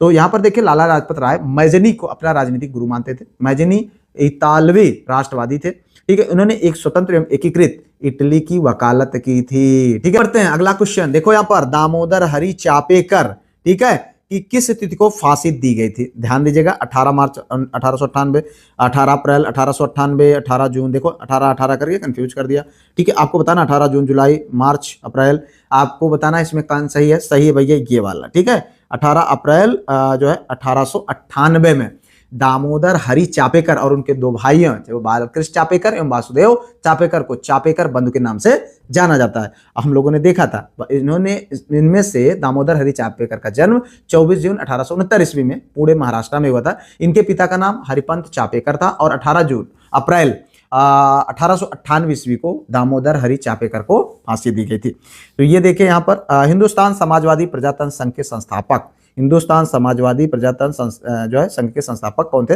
यतीन्द्रनाथ, अजय घोष, फणीन्द्रनाथ घोष, गोपेंद्र चक्रवर्ती, फणीन्द्र बनर्जी, धरड़ी स्वामी, व्योमेश चंद्र बनर्जी, अजय घोष, सचिन सान्याल, व्योमेश चंद्र जो है गोपेश चक्रवर्ती, सचिंद्र सान्याल, ठीक है। तो यहाँ पर थोड़ा सा हंसी आ गई मुझे, ये ऐसे ऐसे नाम है। तो यहाँ पर देखिए जो सही विकल्प है मित्र वो है आपका पहला वाला, यतीन्द्रनाथ, अजय घोष, फणीन्द्रनाथ घोष। हिंदुस्तान समाजवादी प्रजातंत्र संघ के संस्थापक थे, ठीक है। सितंबर 1928 ईस्वी के फिरोज शाह कोटला में आयोजित एक सभा में भगत सिंह और उनके पंजाब समूह के संयुक्त प्रांत से सचिव सान्याल के भाई, ठीक है, यतीन्द्रनाथ और अजय घोष और बिहार के फणीन्द्रनाथ घोष ने, ठीक है, ये तीनों लोग हिंदुस्तान समाजवादी प्रजातंत्र संघ की स्थापना किया था, ठीक है। तो आगे देखो अगला क्वेश्चन, निम्नलिखित में से किन्हें बंबई त्रिमूर्ति के नाम से जाना जाता है? बात हो रही बंबई त्रिमूर्ति के। तिलक गोखले नेहरूजी, मेहता तिलक तैयब जी, मेहता तिलक तैयब जी और नेहरू जी। देखो भाई क्वेश्चन ये बनेगा, आपको पूछा जा सकता है, इसलिए इस क्वेश्चन को आप ध्यान रखिएगा, हल्के में बिल्कुल मत लीजिएगा, ठीक है। तो यहाँ पर देखिए बंबई के 3 प्रमुख संप्रदायों का प्रतिनिधित्व करने वाले फिरोज शाह मेहता, बदरुद्दीन तैयब जी और केटी तेलंग को बंबई त्रिमूर्ति के नाम से जाना जाता है, ठीक है। तो यहाँ पर देखिए अगला क्वेश्चन भैया, 1906 में शिमला में मुस्लिम लीग का प्रतिनिधिमंडल निम्नलिखित में से किससे मिला था? तो आपको बताना भाई मुस्लिम लीग का प्रतिनिधिमंडल कब मिला था, किससे मिला था? लॉर्ड मिंटो, लॉर्ड एपन, लॉर्ड चेम्सफोर्ड, लॉर्ड इरविन। तो सही विकल्प क्या है? सही विकल्प है ये लॉर्ड मिंटो, ठीक है। तो वर्ष 1906 ईस्वी में शिमला में मुस्लिम लीग का प्रतिनिधिमंडल लॉर्ड मिंटो से मिला। मुस्लिम लीग के इस प्रतिनिधिमंडल का नेतृत्व आगा खां ने किया था। किसने किया था? आगा खां, ठीक है, आगा खां, याद करिएगा आगा खां, ठीक है। प्रतिनिधिमंडल ने प्रांतीय, केंद्रीय व स्थानीय निकायों में निर्वाचन हेतु मुसलमानों की विशिष्ट स्थिति की मांग की थी, ठीक है। आगे देखो अगला क्वेश्चन भाई, यहाँ पर निम्नलिखित में से किस क्रांतिकारी नेता ने कलकत्ता से क्रूर मुस्लिम कमिश्नर चार्ल्स टेगार्ड की हत्या का प्रयास किया? मित्र एक बात जान लें, ये जीआईसी लेक्चरर का एग्जाम है, जीडीसी का एग्जाम है, एग्जाम का लेवल अलग है। यहाँ पर आपको बिल्कुल भी कोताही नहीं करनी है, ठीक है। जो क्वेश्चंस हैं उनके स्टैंडर्ड है, इन क्वेश्चन को आपको तैयार करना है। देखिए यहाँ पर सचिन नाथ सरनायाल, राजेंद्र लाहिड़ी और चंद्रशेखर आजाद, गोपीनाथ साहा, ठीक है। तो यहाँ पर बताओ सही विकल्प है आपका ये वाला, ठीक है, गोपीनाथ साहा। ये एक जो है क्या थे, बंगाली युवा क्रांतिकारी थे। कलकत्ता के पुलिस कमिश्नर चार्ल्स टेगार्ड के बढ़ते अत्याचार से क्षुब्ध होकर के उन्होंने उसकी हत्या करने का प्रयास किया, लेकिन वो कहाँ हो गया, बच गया। क्वेश्चन में क्या पूछ रहे हैं, किस क्रांतिकारी ने कलकत्ता के क्रूर कमिश्नर चार्ल्स टेगार्ड की हत्या करने का प्रयास किया?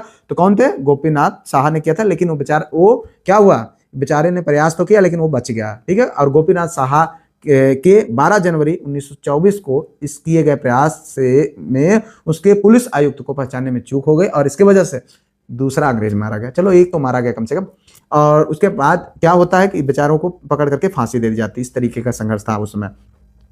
बम का दर्शन, देखो भैया किसने लिखा था, बताओ जरा।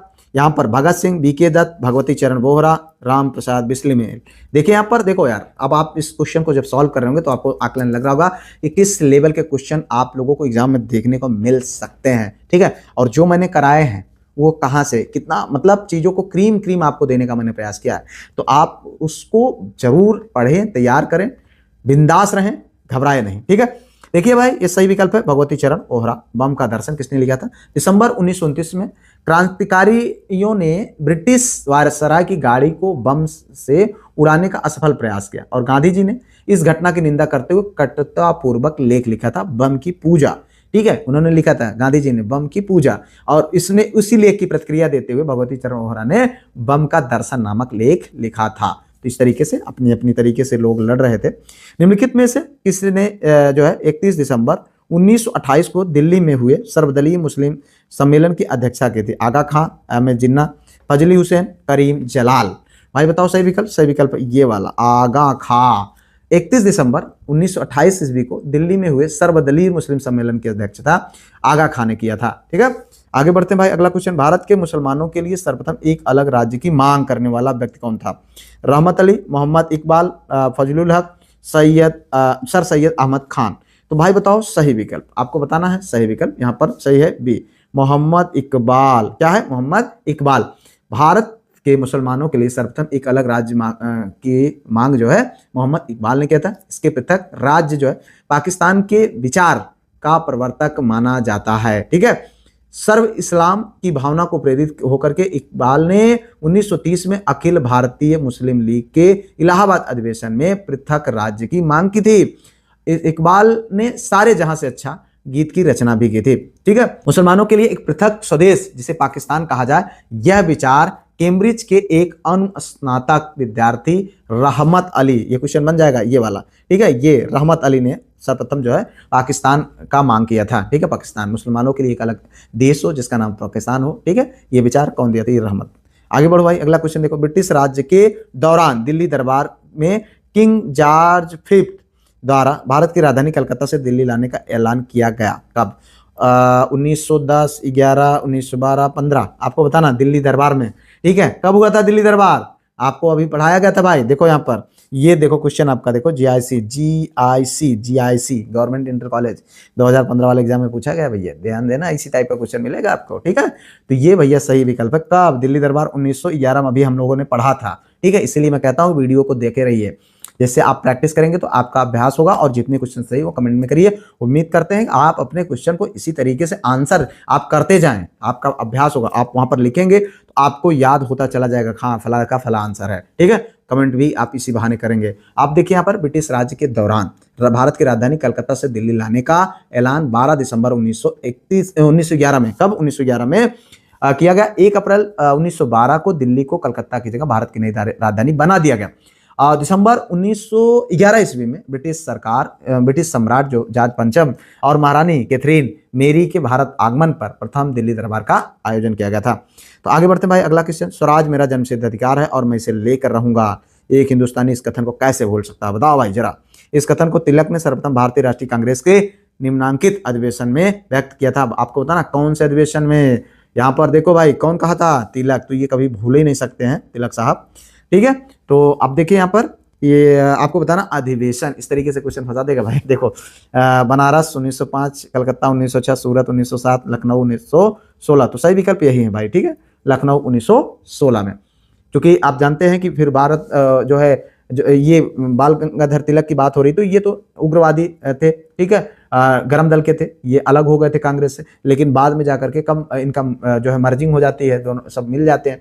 फिर जाकर के इन्होंने कांग्रेस के अधिवेशन में ये शब्द उन्होंने कहा था कि स्वराज मेरा जन्मसिद्ध अधिकार है, मैं इसे लेकर रहूंगा। ठीक है, ये इन्होंने शब्द कहा था। तिलक और इनिबेसेंट के प्रयासों से कांग्रेस एवं मुस्लिम लीग में समझौता हुआ, जिसे लखनऊ समझौता या जो है कांग्रेस लीग पैक्ट के नाम से जाना जाता है। ठीक है, इसको आप जाने। और मदन मोहन मालवीय ने इस समझौते का विरोध भी किया था। ठीक है, इस अधिवेशन में गरम दल एवं नरम दल दोनों एक हुए थे इसी, ठीक है, इसी में अभी जैसा कि हमने चर्चा किया, इसी अधिवेशन में मुस्लिम लीग की प्रथम निर्वाचन की मांग को स्वीकार कर लिया गया और इसी मांग को लेकर के बंगाल विभाजन को मुस्लिम लीग ने सही ठहराया था। आगे बढ़ो भाई, अगला क्वेश्चन देखो यहाँ पर, निम्नलिखित में से कौन मुस्लिम नेता जो एनी बेसेंट द्वारा स्थापित होम रूल लीग में सम्मिलित हुए? मोहम्मद इकबाल, मोहम्मद अली जिन्ना, मोहम्मद जो है अबुल कलाम आजाद, सैयद अहमद खां। आपको बताना भाई सही विकल्प। तो यहाँ पर देखें जो सही है वो है आपका बी, मोहम्मद अली जिन्ना। ध्यान दीजिएगा, मोहम्मद अली जिन्ना एनी बेसेंट द्वारा स्थापित होम रूल लीग में सम्मिलित हुए थे। ठीक है, अगर हम बात करें होम रूल का अर्थ एक ऐसी स्थिति है जिसमें किसी देश का शासन वहां के स्थानीय नागरिकों के द्वारा चलाया जाए, और अभी हम लोगों ने होम रूल देखा था। ठीक है, इस प्रकार आंदोलन जो है 1870 ईस्वी में जो है 1870 ईस्वी से 1914 ईस्वी तक आयरलैंड में चलाया गया, और उसी तर्ज पर भारत में एनी बेसेंट और तिलक ने, देखो तिलक ने एक अलग क्षेत्र चुना था। ठीक है, तिलक साहब और एनी बेसेंट साहब ये दोनों ने होम रूल शुरू किया। ठीक है, लेकिन अब तिलक का अलग क्षेत्र था और एनी बेसेंट का अलग था, बाद में दोनों लोग एक हो जाते हैं। ठीक है, होम रूल आंदोलन आयरिश होम रूल आंदोलन से प्रेरित था। एनी बेसेंट ने सितंबर 1916 ईस्वी में मद्रास, जहां अड्यार ने होम रूल लीग की स्थापना किया था, और तिलक ने बेलगांव पूना में 28 अप्रैल 1916 ईस्वी में होम रूल की स्थापना की थी। तो इस तरीके से आपको जानना है, इसी आंदोलन के समय तिलक और लोकमान्य जो है, इस समय तिलक को लोकमान्य तिलक का विशेषण प्रोवाइड किया गया था, बाल गंगाधर लोकमान्य तिलक। ठीक है, यहाँ पर देखें, आगे बढ़ते हैं, अगला क्वेश्चन देखें, निम्नलिखित में से कौन होम रूल आंदोलन से नहीं जुड़ा था? तो C R Das, S Subramaniam Iyer, Annie Besant, GV Tilak. देखो तो ये दोनों तो थे ही, अभी हम लोगों ने देखा ये दोनों तो थे ही।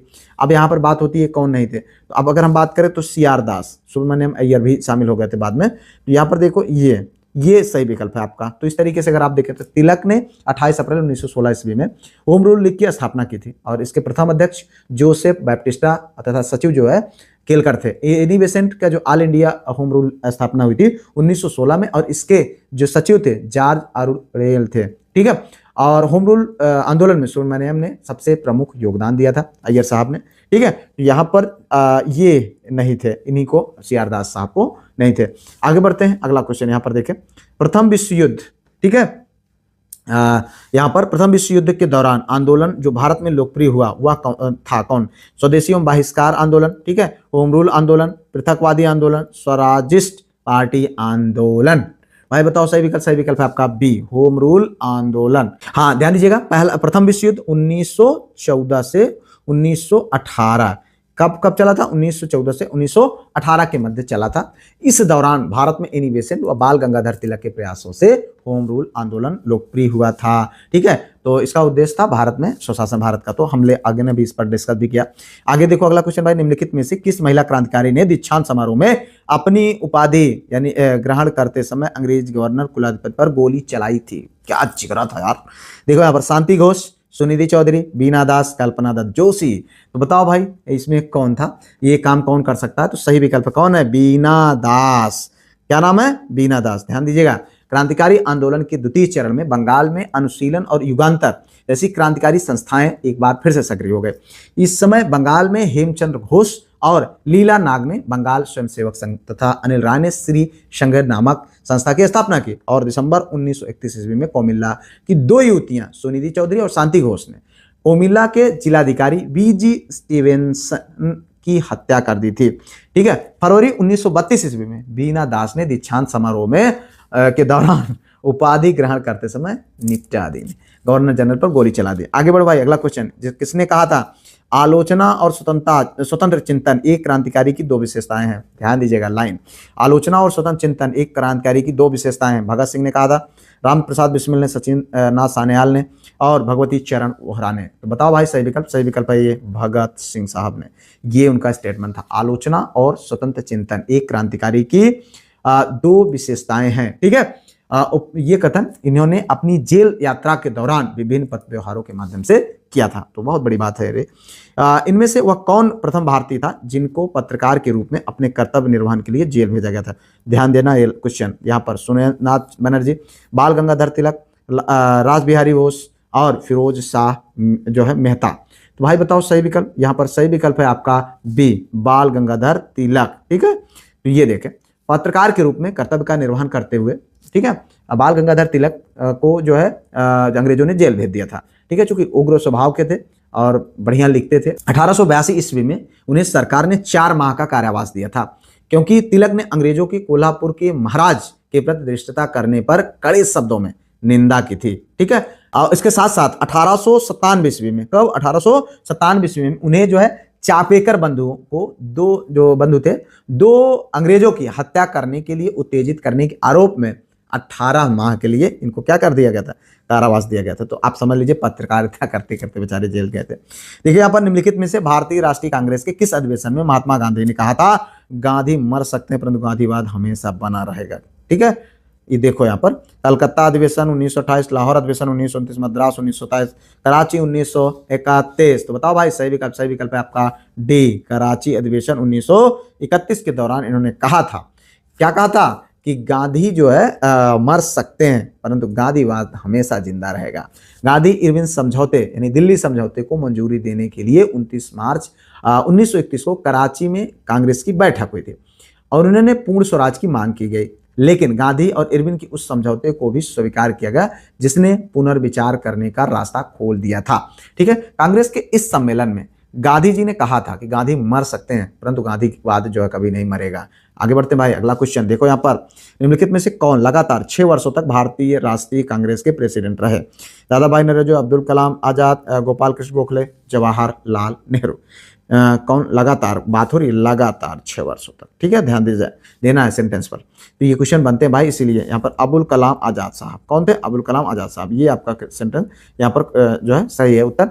1940 से लेकर के 45 तक, 1940 से 1945 तक लगातार 40, 41, 42, 43, 44, 45 तक 6 वर्षों तक अबुल कलाम आजाद भारतीय राष्ट्रीय कांग्रेस के अध्यक्ष रहे। ठीक है, अगर बात आती है दादा भाई नौरोजी साहब का, तो इन्होंने 1886, ठीक है, 1886, 93, 1906 में अध्यक्ष रहे, जबकि गोपाल कृष्ण गोखले की बात आती है तो 1905 में कांग्रेस के अध्यक्ष रहे।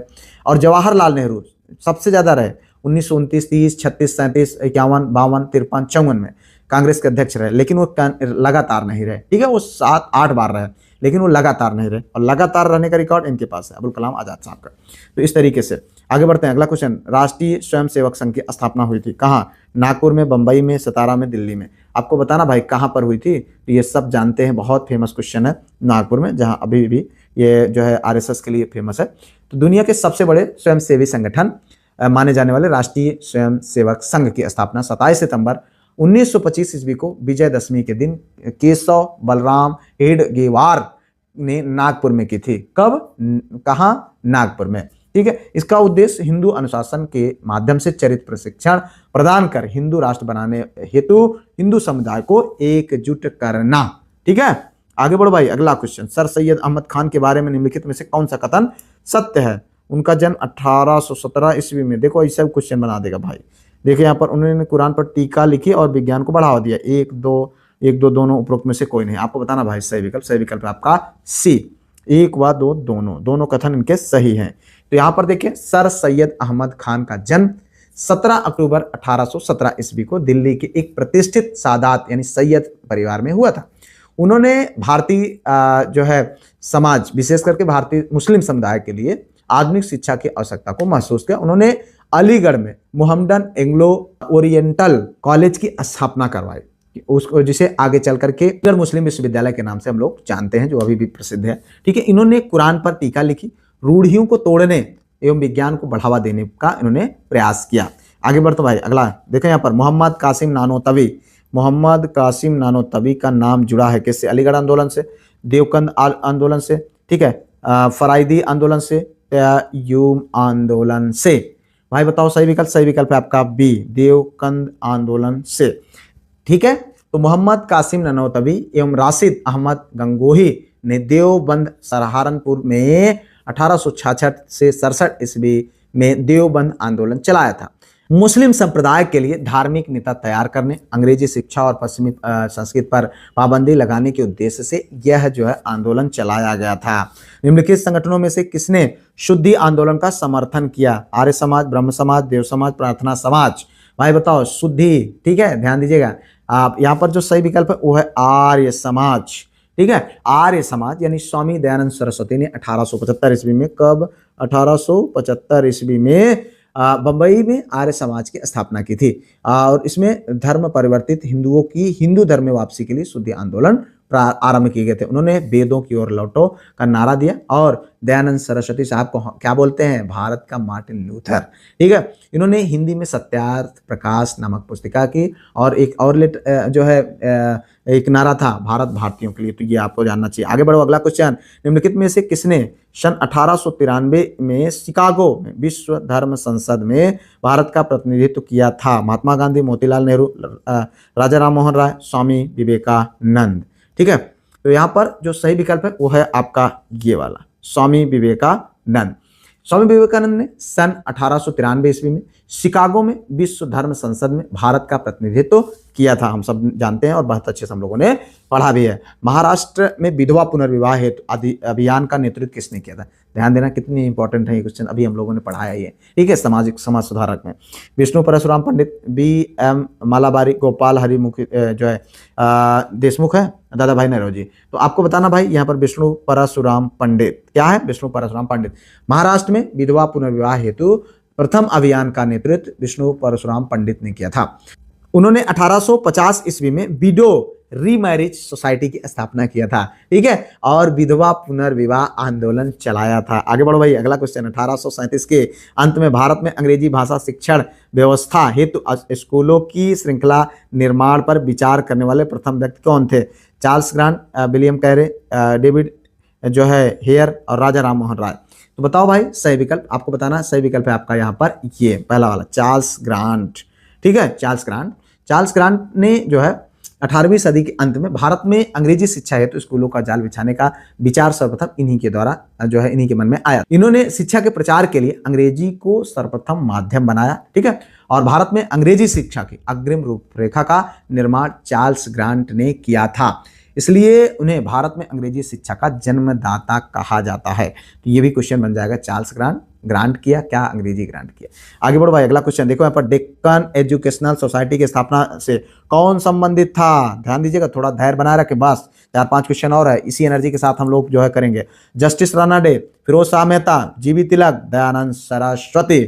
आपको बताना भाई सही विकल्प। तो यहाँ पर जो सही विकल्प है भैया वो है BG तिलक, बाल गंगाधर तिलक। डेक्कन एजुकेशनल सोसाइटी की स्थापना 1884 ईस्वी में, ये भी पूछा जा सकता भाई कब हुआ था?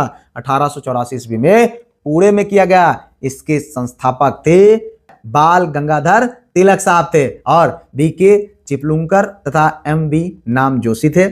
जस्टिस रानाडे इसके संस्थापक सदस्य नहीं थे, ठीक है, बल्कि इसके 5 संरक्षक थे। आगे बढ़ते भाई, अगला क्वेश्चन यहाँ पर देखें, निम्नलिखित में से कौन एक सही सुमेलित है? तो लॉर्ड वेलेजली, यहाँ पर censorship of press act, Lord Hastings दी जो है licensing regulations, Lord Lytton the newspaper act, Lord Minto vernacular press act. अभी हम लोग इसको अभी पढ़ेंगे, अभी इसको हम लोगों ने पढ़ा नहीं है, तो देख लीजिए कि कितना इंपॉर्टेंट है, तो इसलिए आपका मन भी लगेगा, तो इसलिए आप जानते रहें भैया कितने क्वेश्चन इंपॉर्टेंट हैं। यहाँ पर जो सही विकल्प है मित्र वो है आपका पहला वाला, लॉर्ड वेलेजली, ये सही सुमेलित है। ठीक है, एक आपको यहाँ पर देखना था, एक सही सुमेलित, तो Lord Wellesley censorship of press act ये यहाँ पर सही सुमेलित है। 1799 ईस्वी में लॉर्ड वेलेजली के शासनकाल में आया था। और द लाइसेंसिंग रेगुलेशन एक्ट 1823 ईस्वी में जॉन एडम्स के द्वारा आया था। ठीक है, ये जो है जॉन एडम्स के द्वारा आया था। द न्यूज़पेपर एक्ट 1908 ईस्वी में लॉर्ड मिंटो के समय में आया हुआ था। और बात करें वर्नाकुलर एक्ट की तो 1878 ईस्वी में लॉर्ड लिटन के समय में आया था। आगे बढ़ो भाई, अगला क्वेश्चन, निम्नलिखित में से कौन भारत की पहली राजनीतिक संस्था थे? ब्रिटिश इंडियन सोसाइटी और land holders society, Bombay association, Madras native association. भाई बताओ सही विकल्प। सही विकल्प है आपका बी, लैंड होल्डर्स सोसाइटी। ठीक है, लैंड होल्डर्स सोसाइटी भारत की पहली राजनीतिक संस्था थी जो कि 1838 कब 1838 में। ठीक है, और उसके बाद अगर हम बात करें यहाँ पर, इसकी स्थापना बंगाल के जमींदारों द्वारिकानाथ टैगोर, राधाकांत देव, राजा कालीकृष्ण ठाकुर आदि ने किया था। इनका उद्देश्य भूमि अतिक्रमण व अपराध का विरोध करना। आगे बढ़ो भाई, अगला क्वेश्चन, निम्नलिखित में से कौन 1885 में स्थापित बंबई प्रेसिडेंसी एसोसिएशन के संस्थापकों में से एक थे? Firoz Shah Mehta, P Anand Charlu, M B Raghav, Chariar, S N Banerjee. बताओ भाई सही विकल्प। सही विकल्प है आपका ये फिरोज शाह मेहता। ठीक है, 1885 ईस्वी में बंबई प्रेसिडेंसी एसोसिएशन की स्थापना फिरोज शाह मेहता, बदरुद्दीन तैयब जी और के टी तैलंग ने की थी। फिरोज शाह मेहता आजीवन इसके अध्यक्ष रहे। और अगर हम बात करें पी आनंद चालू का, तो ये भैया मद्रास महाजन सभा से संबंधित थे। और एस एन बनर्जी की अगर हम बात करें तो ये भैया थे इंडियन एसोसिएशन के जो है संस्थापक।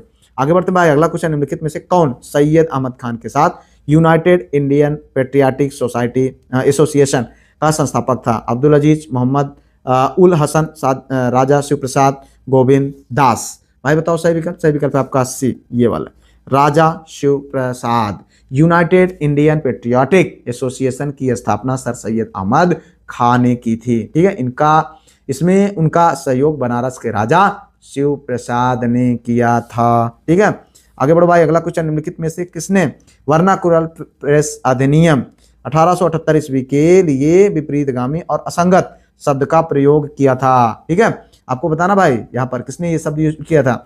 तो चार विकल्प है, S N Banerjee, John Strachey, Erskine Perry, Ripon. तो सही विकल्प यही है, अरस्काइन पेरी। ठीक है, ये आपका सही विकल्प है। 1878 ईस्वी के वर्नाकुलर प्रेस एक्ट द्वारा भारतीय भाषाओं के समाचार पत्रों पर प्रतिबंध लगाया गया।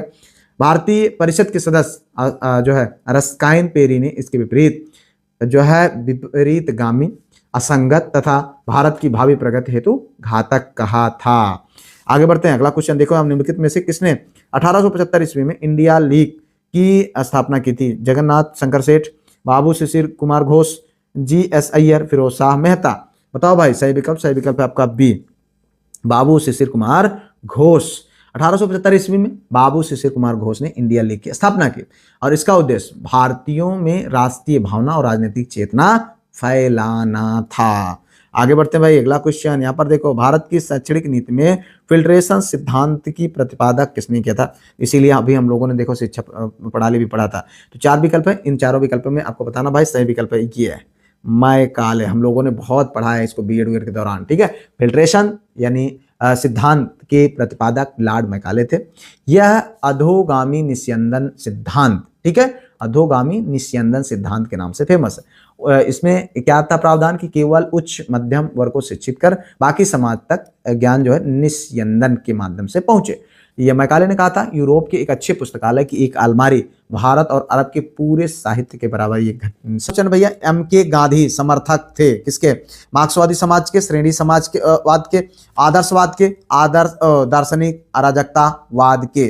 तो देखिए यहाँ पर ये जो क्वेश्चन है इसका जो आंसर है भैया वो है डी, दार्शनिक अराजकतावाद के। ध्यान दीजिएगा, मोहनदास करमचंद गांधी यानी महात्मा गांधी की बात हो रही है। दार्शनिक थे वो, अराजकतावाद के समर्थक थे। कुल मिलाकर के वे इसे जो है रामराज्य या ग्राम स्वराज्य की अवधारणा के रूप में स्पष्ट करते हैं। तो इस तरीके से आगे बढ़ते भाई, अगला क्वेश्चन देखो, निम्नलिखित में से किसे सत्याग्रह शब्द को गढ़ा? मतलब किसने सत्याग्रह शब्द को गढ़ा? तो हरिलाल गांधी, महात्मा गांधी, रामदास गांधी, मणिलाल गांधी। ध्यान दीजिएगा यहाँ पर जो सही विकल्प है आपको बताना है। सही विकल्प है भैया ये कौन? महात्मा गांधी। हम सब जानते हैं दक्षिण अफ्रीका से लौटने के बाद गांधी जी ने भारत में राजनीतिक संघर्ष को व्याख्यायित करने के लिए शब्द के चयन हेतु एक प्रतियोगिता की थी। मगनलाल गांधी ने इसके लिए एक शब्द सुझाया था। क्या शब्द था? सदाग्रह। क्या था? सदाग्रह। ठीक है, तो ये सदाग्रह जो शब्द था इसमें थोड़ा सा परिवर्तन करके उसको सत्याग्रह बना लिया गया और उसे स्वीकार कर लिया। तो यहाँ पर ये पूछा जाता है कि किसने इस शब्द को जो है सुझाया था, तो मगनलाल गांधी जी ने। ठीक है, तो इतना आपको जाना चाहिए। जो है सत्याग्रह शब्द का जो शाब्दिक अर्थ है, सत्य को मान करके किसी वस्तु के लिए आग्रह करना अथवा सत्य अहिंसा से उत्पन्न होने वाला बल। तो इसको आपको ध्यान देना है। महात्मा गांधी ने भारत के स्वतंत्रता संघर्ष के दौरान 1917 में चंपारण से अपने सत्याग्रह का प्रारंभ किया।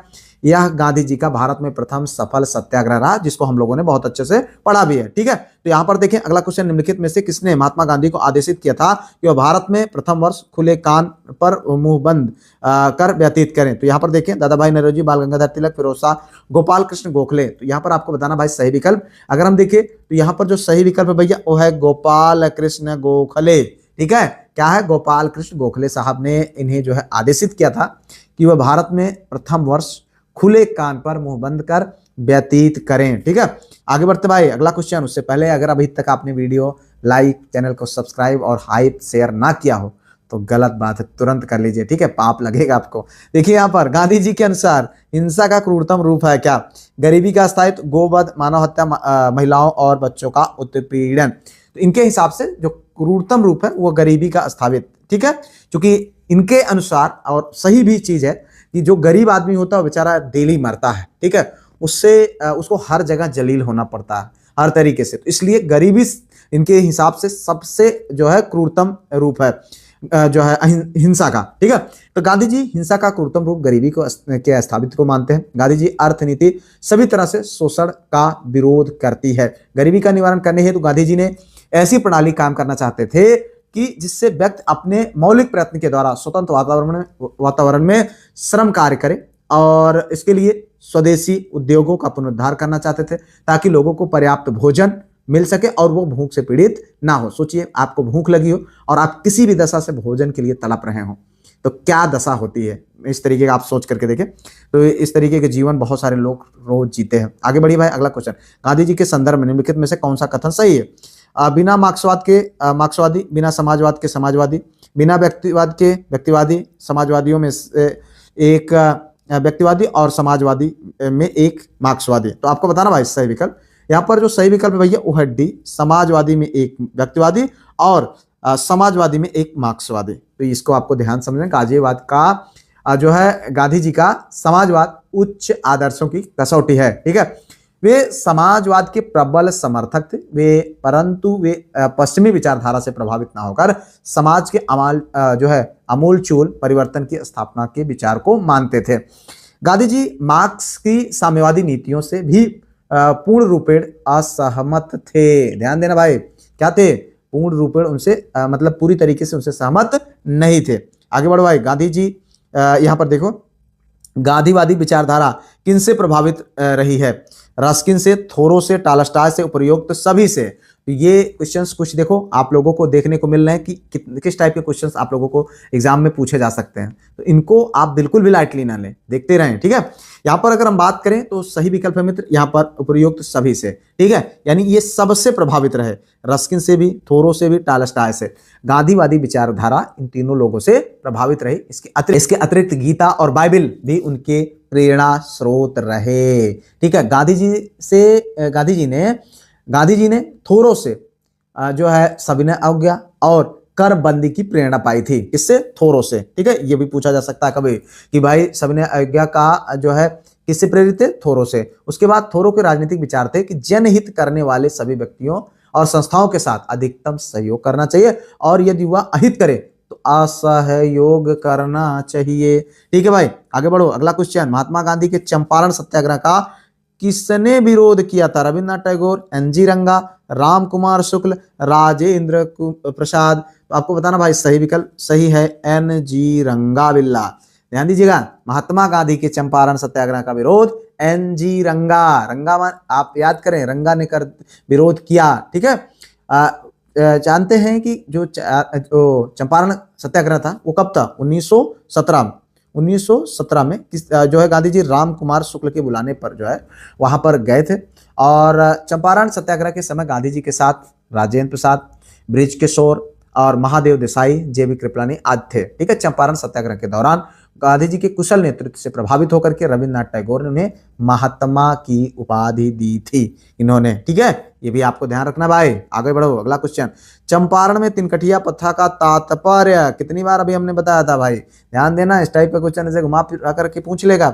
तो 3/20 भूभाग पर नील की खेती करना, 3/19, 3/18, आपको बताना भाई सही विकल्प क्या है। ये पहला वाला आंख मूंद करके लगा दीजिए, 3/20। गांधी जी ने सत्याग्रह का सर्वप्रथम प्रयोग दक्षिण अफ्रीका में किया था। भारत में सत्याग्रह का पहला प्रयोग 1917 ईस्वी में चंपारण बिहार में किया। बिहार के एक किसान नेता थे राम कुमार शुक्ल, जिसका भी हमने चर्चा किया। उन्होंने गांधी जी को चंपारण में आमंत्रित किया। चंपारण सत्याग्रह के कारण अंग्रेजों को तीन कठिया प्रथा को समाप्त करना पड़ा। ठीक है, चंपारण में तीन कठिया प्रथा का तात्पर्य 3/20 भूभाग पर नील की खेती करना था। ठीक है, आगे बढ़े भाई, अगला क्वेश्चन यहाँ पर देखो, निम्नलिखित में से किस कारागार को गांधी जी ने मंदिर दिया, ठीक है, का नाम दिया था। नैनी, यरवदा, सेल्योर, पोर्ट ब्लेयर, आगा खान पैलेस। बताओ भाई सही विकल्प, सही विकल्प यरवदा, ये भैया नर्मदा यरवदा। ठीक है, इसको उन्होंने गांधी जी ने क्या कहा था 1922 से 24 तक का, 1922 से 24 तक जो है गांधी जी के ऊपर जो है राजद्रोह के आरोप में, मतलब उनके ऊपर राजद्रोह लगा करके 2 वर्ष तक यरवदा जेल में रखा गया था। इसी दौरान गांधी जी ने विभिन्न नेताओं और शुभचिंतकों को दर्जनों पत्र लिखे, जिसमें उन्होंने यरवदा जेल को Yerwada palace, Yerwada pleasure house और यरवदा मंदिर आदि की संज्ञाओं से भी सुशोभित किया। आगे बढ़ो भाई, अगला क्वेश्चन देखो यहाँ पर, निम्न में से किस आंदोलन में महात्मा गांधी ने पहली बार भूख हड़ताल का प्रयोग हथियार के रूप में किया था। पहली बार, ध्यान देना भाई, बताया हूं मैं, आंसर लिखते जाओ जितने आपके सही हो रहे हैं। ठीक है, तो यहाँ पर देखिए, अहमदाबाद की हड़ताल, रौलेट एक्ट, भैया ये वाला एकदम आंख मूंद करके लगा सकते हैं। 1918 ईस्वी में गांधी जी ने अहमदाबाद टेक्सटाइल लेबर एसोसिएशन की स्थापना की तथा मजदूरों को कम मजदूरी देने के प्रश्न पर गांधी जी द्वारा पहली बार भूख हड़ताल का प्रयोग हथियार के रूप में किया गया। ठीक है, तो ये आपको इतना जानना चाहिए। आगे बढ़ भाई, अगला क्वेश्चन, महात्मा गांधी ने अहमदाबाद में साबरमती आश्रम की स्थापना कब की। बात किया है हमने, कब किया था भाई, देखो यहाँ पर 15, 16, 17, 18। तो सही विकल्प क्या भाई, यहाँ पर 1917। ठीक है, हम लोग जानते हैं कि महात्मा गांधी ने दक्षिण अफ्रीका से लौटने के बाद भारत में उनका जो पहला आश्रम था, कब, 1915 में 25 मई को, कहां पर, कोचरव क्षेत्र में स्थापित किया था, अहमदाबाद के। उसके बाद जो है 17 जून 1917 को आश्रम को साबरमती नदी के किनारे खुली जमीन के भूभाग पर स्थानांतरित कर दिया। इनके स्थानांतरण के कारण गांधी जी के रहन सहन और खेतीबाड़ी, पशुपालन, गौ प्रजनन, खादी तथा संबंधित रचनात्मक गतिविधियां थी। आगे बढ़ो भाई, अगला क्वेश्चन, गांधी जी ने बंधुआ मजदूरों को मुक्त कराने का अभियान कहां से आरंभ किया था। पटना, कलकत्ता, बंबई, भाई बताओ, गोरखपुर। सही विकल्प यहाँ पर देखें, जो सही विकल्प है आपका पटना से। ठीक है भैया, यहाँ पर यही विकल्प आपका सही है, ध्यान दीजिएगा।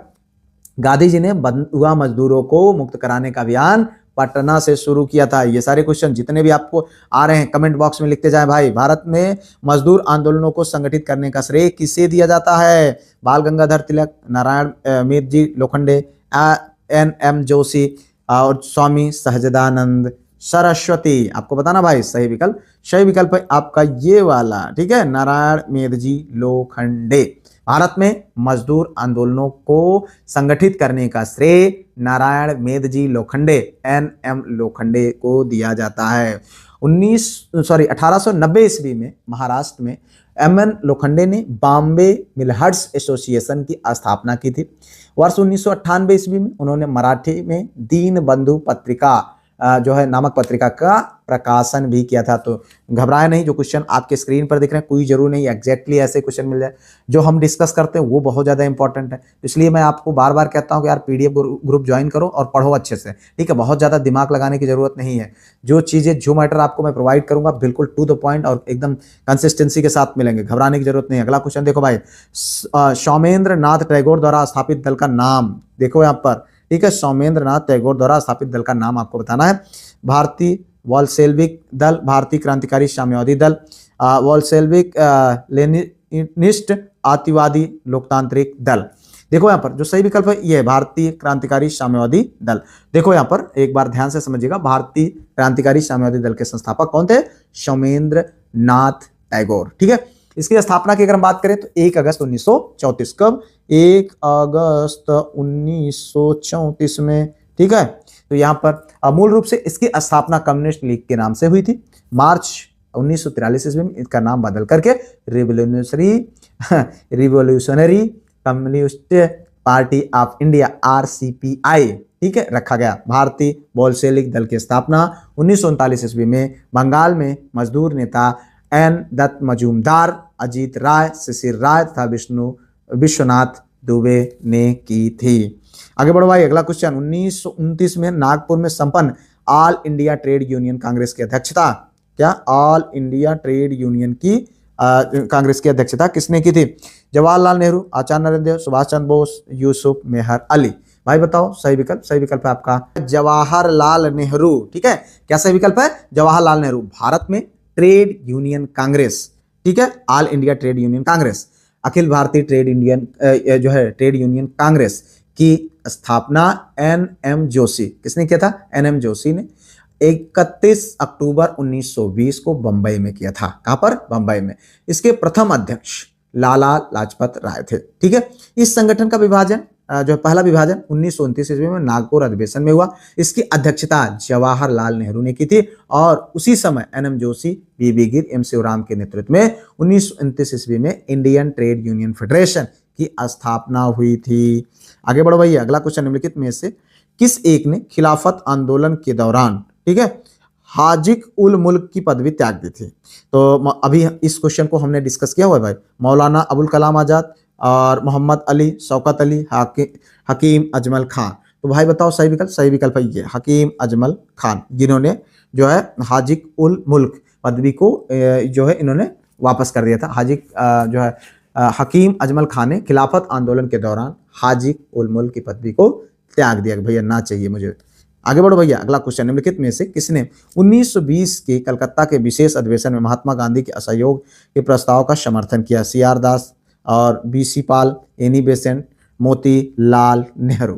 तो देखो यहाँ पर जो सही विकल्प है ये है मोतीलाल नेहरू। ठीक है, सितंबर 1920 में हुए कांग्रेस के कलकत्ता के विशेष अधिवेशन की अध्यक्षता लाला लाजपत राय ने किया था। कांग्रेस के इस विशेष अधिवेशन मॉन्टेग्यू चेम्सफोर्ड सुधार के अनुसार 1920 में होने वाले चुनाव के बहिष्कार का फैसला किया गया था। गांधी जी के क्रमिक जो है अहिंसक आंदोलन का कार्यक्रम स्वीकार किया गया। खुद गांधी जी द्वारा पेश किए गए इस प्रस्ताव की मांगे सिर्फ 3 थी। पहला, खिलाफत के साथ की गई भूल सुधारी जाए। दूसरा, पंजाब के साथ की गई भूल सुधारी जाए। और तीसरा, राजस्व स्थापित किया जाए। तो ये सारी चीजें थी। आगे बढ़ो भाई, अगला क्वेश्चन।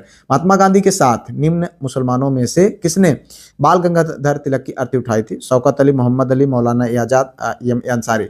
भाई बताओ सही विकल्प। सही विकल्प है आपका यहाँ पर ये शौकत अली। ठीक है, ये विकल्प आपका सही है। किसने? शौकत अली साहब ने। महात्मा गांधी के साथ शौकत अली ने बाल गंगाधर तिलक की अर्थी उठाई थी। बाल गंगाधर तिलक की मृत्यु असहयोग आंदोलन के प्रारंभ में 1 अगस्त 1920 ईस्वी को हो गई थी। ठीक है, ये सब हम लोगों ने अभी कल ही के डेट में पढ़ा हुआ था। आगे बढ़ो भाई, अगला क्वेश्चन। निम्नलिखित में से किसने कहा था विदेशी वस्त्रों की बर्बादी ही उनके साथ सर्वोत्तम व्यवहार है? देखो, रविन्द्रनाथ टैगोर, महात्मा गांधी, चित्तरंजन दास, सुभाष चंद्र बोस। तो यहाँ पर जो सही विकल्प है मित्र वो है आपका बी। ठीक है, महात्मा गांधी साहब। इन्होंने कहा था स्वदेशी एवं असहयोग आंदोलन में बड़े पैमाने पर विदेशी कपड़ों की इन्होंने होली जलाई। हम लोगों ने देखा भी चित्र के माध्यम से होली जलाते हुए। इस कृत्य को रविन्द्रनाथ टैगोर ने निष्ठुर बर्बादी शब्द का इस्तेमाल किया था, जबकि गांधी जी ने कहा सर्वोत्तम उपाय। भाई सबके विचार अलग अलग हो सकते हैं। ठीक है, सुभाष चंद्र बोस ने एवं चित्तरंजन दास भी विदेशी कपड़ों को जलाए जाने के गांधी जी के विचार के पक्षधर थे। ठीक है, रविन्द्रनाथ टैगोर पूर्व एवं पश्चात के मध्य एक बेहतर संबंध स्थापित यानी संबंध स्थापित करना चाहते थे। निम्नलिखित में से किसने तार द्वारा महात्मा गांधी को चौरी चौरा घटना की सूचना दी? देखो यहाँ पर बात है फिराक गोरखपुरी ने, बाबा राघव दास ने, विश्वनाथ मुखर्जी ने, दशरथ प्रसाद द्विवेदी ने। तो यहाँ पर सही विकल्प है ये वाला, दशरथ प्रसाद द्विवेदी ने। ठीक है, चौरी चौरा कांड जो कि 4 फरवरी 1922 को घटित हुआ था। इस तिथि को संयुक्त प्रांत जो कि वर्तमान में उत्तर प्रदेश में गोरखपुर जिले के चौरी चौरा नामक स्थान पर किसानों ने के एक जुलूस पर गोली चलाए जाने के कारण जो क्रुद्ध भीड़ थी उसने जो है थाने में आग लगा दिया और जिसमें 23 सिपाहियों की जल करके मृत्यु हो गई। और इसी दौरान दशरथ प्रसाद द्विवेदी ने तार द्वारा महात्मा गांधी को इस घटना की सूचना दी और इससे क्षुब्ध होकर के गांधी जी ने असहयोग आंदोलन को वापस ले लिया। देखो यहाँ पर तेभागा आंदोलन 1946, ठीक है, का संबंध था मजदूरों से, किसानों से, छात्रों से, मुस्लिमों से। तो भाई बताओ सही विकल्प है आपका बी। इस तरीके क्वेश्चन बनता है भाई। तेभागा आंदोलन हम लोगों ने पढ़ा है। देखिए भाई, तेभागा आंदोलन बंगाल का प्रसिद्ध किसान आंदोलन है। वर्ष 1946 ईस्वी का यह सर्वाधिक सशक्त आंदोलन था। यह आंदोलन जोतदारों के विरुद्ध बटाईदारों का आंदोलन था, ठीक है। इस आंदोलन के महत्वपूर्ण नेता कंपाराम सिंह एवं भवन सिंह थे। इस आंदोलन में किसानों ने ऐलान किया अब ये उपज का आधा हिस्सा नहीं बल्कि 1/3 हिस्सा और उपज उनके खमारों में ही रहेगी, इतना, ठीक है। आगे बढ़ो, अगला क्वेश्चन। राष्ट्रीय नेता जो 1925 में केंद्रीय विधानसभा यानी सेंट्रल लेजिस्लेटिव असेंबली के अध्यक्ष बने, उनका नाम? मोतीलाल नेहरू, सीआर दास, वल्लभ भाई पटेल, विट्ठल भाई पटेल।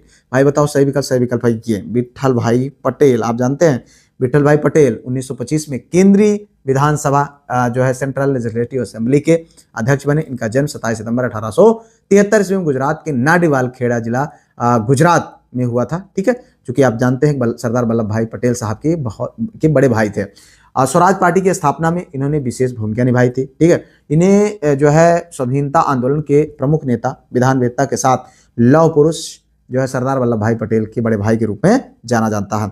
आगे बढ़ते हैं, अगला क्वेश्चन देखो। वर्ष 1929 में जारी किए गए दीपावली घोषणा पत्र का संबंध था किससे? सांप्रदायिक समस्या से, डोमिनियन स्टेट से, श्रमिक नेताओं से, अस्पृश्यता से।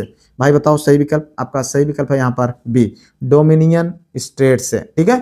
तो अगर हम बात करें 1929 में जारी किए गए दीपावली घोषणा पत्र का संबंध डोमिनियन स्टेट्स से था। साइमन कमीशन द्वारा निम्नलिखित में से किस स्थान की यात्रा नहीं की गई थी? शिलांग, रंगून, मद्रास, ग्वालियर। देखो ये क्वेश्चन कितने इंपॉर्टेंट है और कितने क्वेश्चन जो आप लोगों को जब आप डिस्क्रिप्टिव पढ़ते हैं उसके बाद देखो कितनी आसानी से आप इसका आंसर फाइंड कर रहे होंगे। ये आपके लिए एक बहुत जरूरी है, तो इसलिए इस तरीके के क्वेश्चन को आप सॉल्व करें। देखें यहाँ पर, तो जो सही विकल्प है मित्र वो आपको बताना सही विकल्प है ग्वालियर, ठीक है। क्या है? ग्वालियर। तो साइमन कमीशन द्वारा ग्वालियर की यात्रा नहीं की गई थी।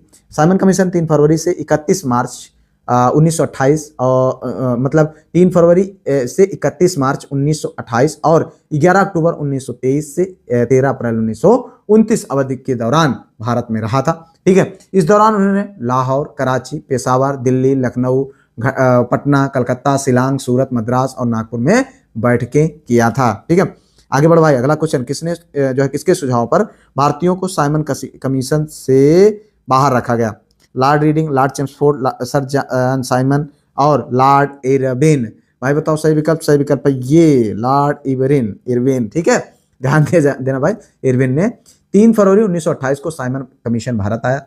इसे व्हाइट मैन यानी श्वेत कमीशन कहते हैं। हमने बताया था क्यों, क्योंकि इसमें सभी अंग्रेजी थे, मतलब गोरखा लोग थे, श्वेत लोग थे, इसीलिए इनको श्वेत कमीशन भी कहा गया, ठीक है। तो इस कमीशन का उद्देश्य यह जांच करना था कि क्या भारत को और अधिक संवैधानिक अधिकार दिया जाए तो उसका क्या स्वरूप होगा, ये चीजें उसको जो है निरीक्षण करना था।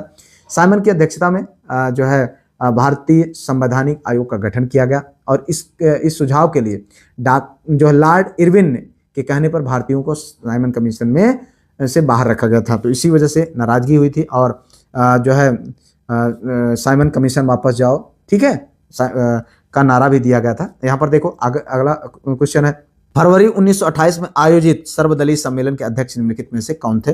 मोतीलाल नेहरू, M.A. अंसारी, सुभाष चंद्र बोस, M.K. गांधी, ठीक है। भाई बताओ सही विकल्प है आपका ये, ठीक है, डॉक्टर M.A. अंसारी। यहाँ पर बात करें हम 12 फरवरी 1926 ईस्वी को दिल्ली में आयोजित सर्वदलीय सम्मेलन की अध्यक्षता डॉक्टर M.A. अंसारी ने किया था, ठीक है।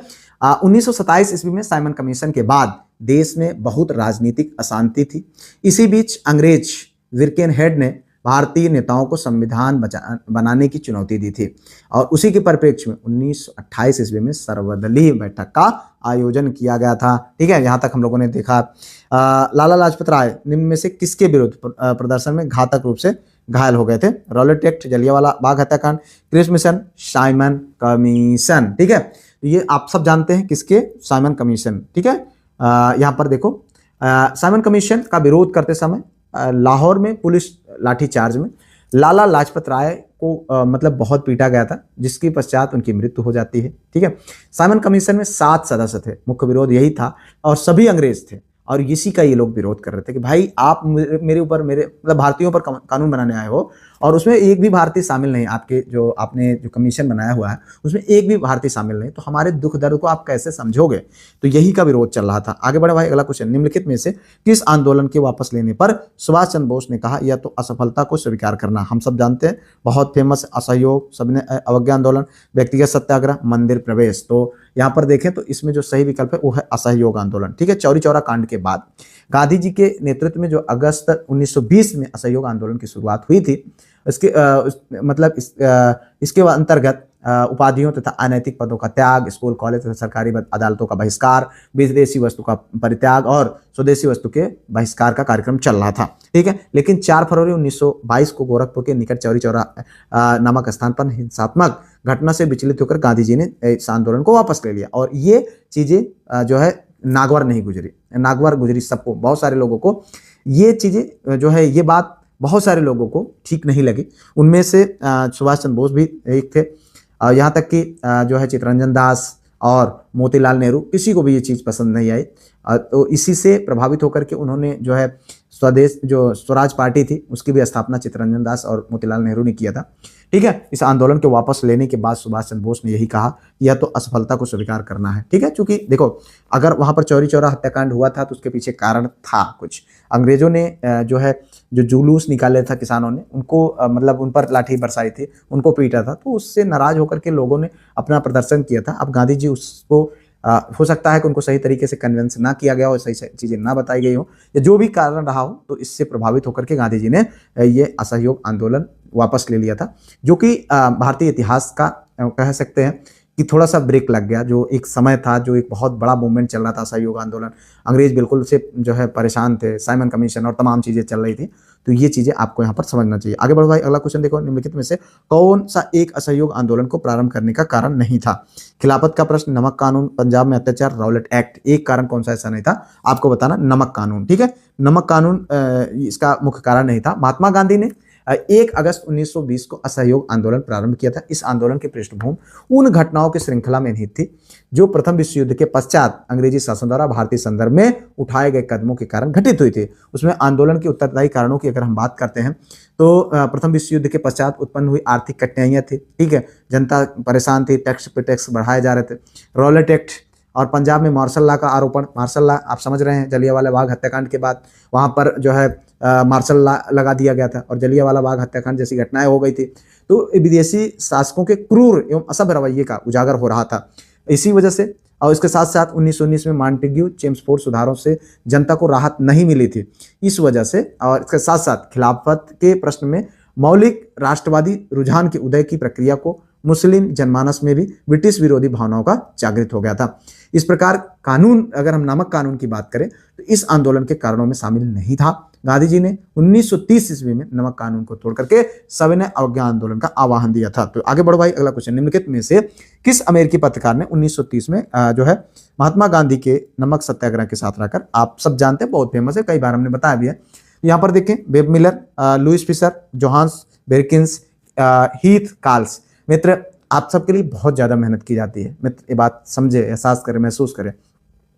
वीडियो को लाइक, शेयर, सब्सक्राइब, हाइप जरूर किया करें, अपने स्टेटस पर शेयर कर दें। ठीक है, ग्रुपों में शेयर करें, जिससे कहीं ना कहीं एक मोटिवेशन हमको भी मिलता है। ठीक है, यहाँ पर देखें, मैंने अभी आपके लिए क्या किया, डिस्क्रिप्टिव पढ़ा है, उसके बाद उन इंपॉर्टेंट क्वेश्चन को मैं सॉल्व करा रहा हूँ जो आपके उत्तर प्रदेश लोक सेवा आयोग के एग्जाम्स में उन्हीं आए हुए हैं।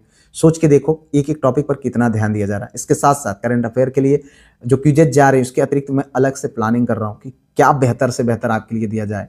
आपको मैं टेस्ट करा रहा हूँ रेगुलर, आप सोच कर देखो कि इतना सोच रहा हूँ, थोड़ा सा मेरे बारे में भी आप भी सोचो। ठीक है, तो यहाँ पर देखो जो सही विकल्प है मित्र वो कौन है, वेब मिलर है। ठीक है, आप जानते हैं 1930 में महात्मा गांधी के नमक सत्याग्रह में वेब मिलर अमेरिकी पत्रकार के साथ रहकर पूरा विवरण दिया था। ठीक है, आगे बढ़ते हैं, अगला क्वेश्चन, वायसराय पर बम से हमला करने से संबंधित निंदा प्रस्ताव कांग्रेस के लाहौर अधिवेशन 1929 में किसने परिवर्तित किया था।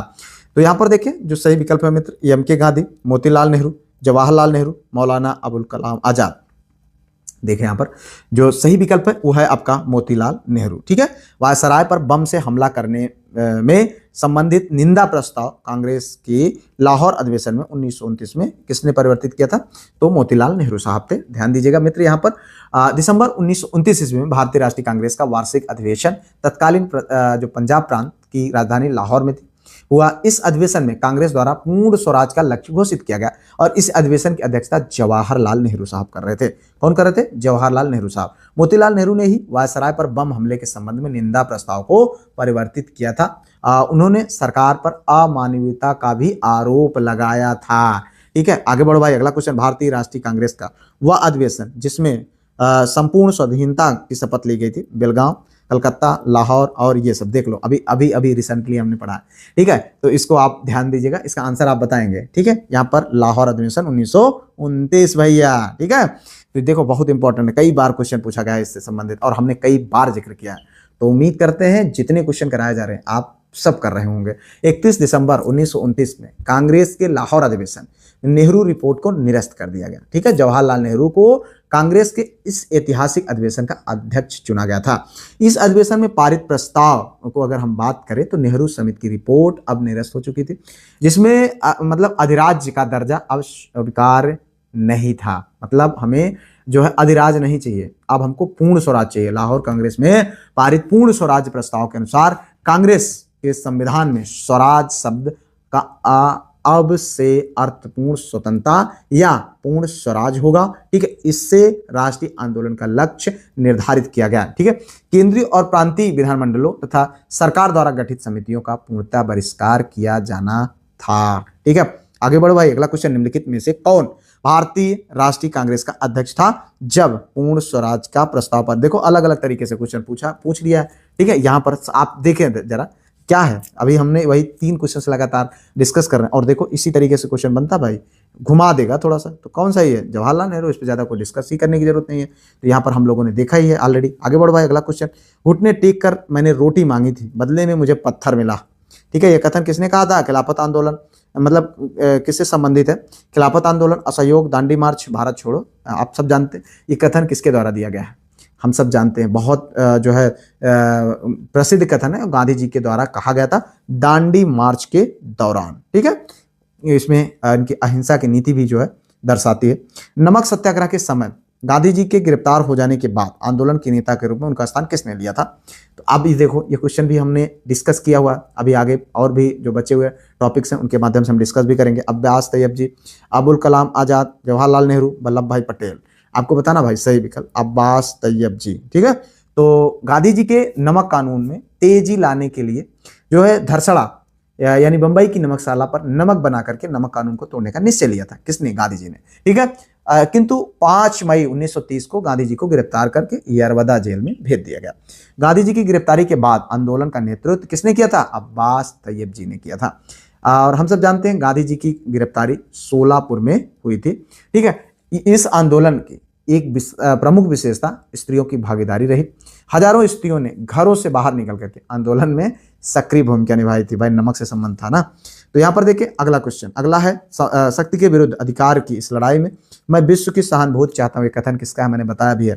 ठीक है, यहाँ पर देख असहयोग आंदोलन, गांधी की दांडी यात्रा से, वैयक्तिक सत्याग्रह, भारत छोड़ो आंदोलन में। आप जानते हैं यहाँ पर सही विकल्प क्या है? गांधी जी की दांडी यात्रा से। सबने आज्ञा आंदोलन के दौरान गांधी जी अपने जो है नमक सत्याग्रह के तहत दांडी ग्राम पहुंचे और संबोधन में उन्होंने कहा था कि शक्ति के विरुद्ध अधिकार की इस लड़ाई में मैं विश्व की सहानुभूति चाहता हूं। ठीक है, आगे बढ़ो भाई, अगला क्वेश्चन देखो यहाँ पर यह है सविनय अवज्ञा आंदोलन के संदर्भ में निम्नलिखित कथनों में से कौन सही है? महात्मा गांधी को नमक कानून तोड़ने के विरोध में सजा नहीं दी गई, ध्यान देना। मदन मोहन मालवीय, जो है देवदास गांधी और के एम मुंशी को नमक कानून तोड़ने पर सजा दी गई। तो यहाँ पर केवल एक, केवल दो, एक दो दोनों, ना तो एक ना ही दो। आपको बताना भाई सही विकल्प क्या? बी, केवल दो। ऐसा नहीं है। गांधी जी, अभी हमने देखा गांधी जी कहाँ गए थे? जेल भी गए थे। ठीक है, इसी के कारण, और ये इसलिए ये कथन गलत है। ठीक है, मतलब यहाँ पर जो सही कथन है वो कौन है? केवल 2 है यहाँ पर, मदन मोहन मालवीय, देवदास, ठीक है, और के मुंशी को नमक कानून तोड़ने पर सजा दी गई थी। ठीक है, सविनय अवज्ञा आंदोलन की शुरुआत 12 मार्च 1930 ईस्वी को गांधी जी के नेतृत्व में साबरमती आश्रम से गुजरात से हुआ था। गांधी जी को नमक कानून तोड़ने के विरोध में गिरफ्तार कर लिया गया और जेल में डाल दिया गया। जेल कौन थी? यरवदा। ठीक है, तो ये आपको ध्यान रखना है, बाकी ये सब सही है। आगे बढ़ो भाई, अगला क्वेश्चन। अंग्रेजों के विरुद्ध खान अब्दुल गफ्फार खान द्वारा प्रारंभ किए गए आंदोलन का नाम आपको बताना। लाल कुर्ती यानी रेड शर्ट, क्विट इंडिया, खिलाफत आंदोलन, उपयुक्त में से कोई नहीं। भाई बताओ सही विकल्प। सही विकल्प है आपका यहाँ पर ये लाल कुर्ती यानी रेड शर्ट। ठीक है, रेड शर्ट। खान अब्दुल गफ्फार खान ने लाल कुर्ती आंदोलन भारत में पश्चिमोत्तर सीमांत प्रांत में भारतीय राष्ट्रीय कांग्रेस के समर्थन में खुदाई खिदमतकार के नाम से चलाया था। आंदोलन था जिसका अर्थ ईश्वर की बनाई हुई दुनिया के सेवक। ठीक है, इस संगठन का उद्देश्य अंग्रेजों को भारत से बाहर निकालना था। आगे बढ़ते भाई, अगला क्वेश्चन। निम्नलिखित में से किस भारतीय नेता ने लंदन में प्रथम गोलमेज कॉन्फ्रेंस में भाग लिया था? मौलाना मोहम्मद अली जो है यहाँ पर, मौलाना अबुल कलाम आजाद, महात्मा गांधी, पंडित जवाहरलाल नेहरू। भाई बताओ सही विकल्प। सही विकल्प है आपका यहाँ पर क्या? सही विकल्प है पहला, मौलाना मोहम्मद अली। ठीक है, ये प्रथम गोलमेज सम्मेलन 12 नवंबर 1930 को लंदन में प्रारंभ हुआ और इसमें कुल 89 प्रतिनिधियों ने भाग लिया था। ठीक है, इस सम्मेलन का उद्घाटन तत्कालीन ब्रिटिश सम्राट जॉर्ज पंचम के द्वारा किया गया था और प्रधानमंत्री रैमजे मैकडोनाल्ड जो पिज्जा बर्गर, ठीक है, के सम्मेलन की अध्यक्षता में की थी। इस सम्मेलन में डॉक्टर भीमराव अंबेडकर, तेज बहादुर सप्रू, मोहम्मद शफी जिन्ना, मोहम्मद अली शामिल थे। कांग्रेस ने इस सम्मेलन में भाग नहीं लिया था। ध्यान दीजिएगा, आगे बढ़िए। अगला क्वेश्चन। निम्नलिखित में से नेताओं में से कौन द्वितीय गोलमेज सम्मेलन में भाग नहीं लिया? एम.के. गांधी, इन्होंने लिया था। सरोजिनी नायडू, पंडित जवाहरलाल, मदन मोहन मालवीय, डॉक्टर राजेंद्र प्रसाद। आपको बताना भाई सही विकल्प। यहाँ पर देखिए तो डॉक्टर राजेंद्र प्रसाद ने नहीं लिया था। बाकी पहली बार जो है मोहनदास करमचंद गांधी यानी महात्मा गांधी जी ने इसमें पार्टिसिपेट किया। सरोजिनी नायडू, पंडित मदन मोहन मालवीय सब ने लिया था। लेकिन द्वितीय गोलमेज की अगर हम बात करें तो इसका आयोजन कब हुआ था? 1931 ईस्वी में। कहाँ पर? लंदन में। ठीक है, लंदन में भैया, ये इतना ध्यान दीजिएगा। अब इसके बाद अगर हम बात करें इस सम्मेलन में भाग लेने के लिए गांधी जी और SS राजपुताना नामक जहाज से 12 सितंबर को इंग्लैंड पहुंचे थे। इस सम्मेलन में कुल लगभग 100 प्रतिनिधियों ने भाग लिया था। कार्य समिति जो है कि एक और सदस्य जो सरोजिनी नायडू थी वो भी इसमें भाग लेने पहुंची थी। इनके साथ एनी बेसेंट भी थी, इन्होंने भारतीय महिलाओं का प्रतिनिधित्व किया था। मदन मोहन मालवीय राष्ट्रवादी दल के प्रतिनिधि के रूप में गए थे, लेकिन कौन नहीं गया था? ये राजेंद्र प्रसाद साहब। आगे बढ़ो भाई, अगला क्वेश्चन। निम्नलिखित में से किसने सांप्रदायिक अधिनिर्णय घोषित किया? तो Ramsay MacDonald, Stanley Baldwin, Neville Chamberlain, Winston Churchill. भाई बताओ सही विकल्प। सही विकल्प है आपका ये वाला, रैमजे मैकडोनाल्ड। ठीक है, अंग्रेजों की बांटो और राज करो की नीति का असली रूप तब सामने आया जब ब्रिटिश प्रधानमंत्री रैमजे मैकडोनाल्ड ने 16 अगस्त 1932, कब? 16 अगस्त, ठीक है, 1932 में क्या सांप्रदायिक निर्णय यानी कम्युनल अवार्ड प्रस्तुत किया। इसके तहत कानूनी रूप से दलित वर्ग को अल्पसंख्यक मान करके हिंदुओं से अलग कर दिया गया। ठीक है, बांट दिया अंग्रेजों ने। ठीक है, इसके तहत प्रत्येक अल्पसंख्यक समुदाय के लिए विधानमंडलों में कुछ सीटें सुरक्षित कर दी, जिसके सदस्यों का चुनाव पृथक निर्वाचन मंडल द्वारा किया जाता था। मुसलमान, सिख और ईसाई पहले से ही अल्पसंख्यक माने जाते थे। गांधी जी उस समय यरवदा जेल में थे। उन्होंने इसके विरोध में आमरण अनशन शुरू कर दिया, क्योंकि उनको डर था कि इस तरीके से हमारा देश बिल्कुल बट जाएगा और हम कभी आज़ाद नहीं हो पाएंगे। मदन मोहन मालवीय, डॉक्टर राजेंद्र प्रसाद, पुरुषोत्तम दास और राजगोपालचारी के प्रयासों से गांधी जी और अंबेडकर में पूना पैक्ट हुआ, जो कि 24 सितंबर 1932 को। इस पर गांधी जी ने हस्ताक्षर नहीं किया। ठीक है, तो इस तरीके से इस पर हिंदुओं की ओर से मदन मोहन मालवीय साहब ने हस्ताक्षर किया था। आगे बढ़ो भाई, अगला क्वेश्चन। मैकडोनाल्ड के सांप्रदायिक पंचाट, ठीक है, कम्युनल अवार्ड ने किसे पृथक चुनाव क्षेत्र एवं आरक्षित सीटें आवंटित नहीं की? मुसलमानों को, सिखों को, अनुसूचित जातियों को, बौद्धों को। तो ध्यान देना भाई, इसमें आपको बताना है। यहाँ पर जो सही विकल्प है वो है डी, बौद्धों को अलग से जो है यहाँ पर पृथक चुनाव क्षेत्र या एवं आरक्षित सीटें आवंटित नहीं की गई। ठीक है, यहाँ पर देखें, ब्रिटिश प्रधानमंत्री रैमजे मैकडोनाल्ड ने 16 अगस्त 1932 ईस्वी में सांप्रदायिक पंचायत की घोषणा की थी, जिसके तहत मुसलमानों, सिखों, भारतीय ईसाइयों के लिए निर्वाचन पृथक निर्वाचन मंडल से होना था, यानी अलग अलग उनको मतलब रिजर्वेशन की बात यहाँ से कह सकते हैं हम। इसके अतिरिक्त स्त्रियों के लिए स्थानों का आरक्षण तथा वाणिज्य, उद्योग, चाय खनन, वामन संघों और जमींदारों को प्रतिनिधित्व मिला। दलित वर्ग अर्थात अनुसूचित जाति को अल्पसंख्यक करार देकर इसमें जो है उन्हें जो है पृथक निर्वाचन द्वारा चुनने एवं साधारण निर्वाचन में एक मत देने का अधिकार दिया। इससे पंचायत में बौद्धों के लिए कोई आरक्षण नहीं था। आगे बढ़ो भाई, अगला क्वेश्चन यहाँ पर देखो, ये है आपका, यहाँ पर निम्नलिखित में से किसे भारत में साम्यवाद का उच्चतम पुजारी कहा गया? जवाहरलाल नेहरू को, आचार्य नरेंद्र देव को, M.R. मसानी को, अशोक मेहता को।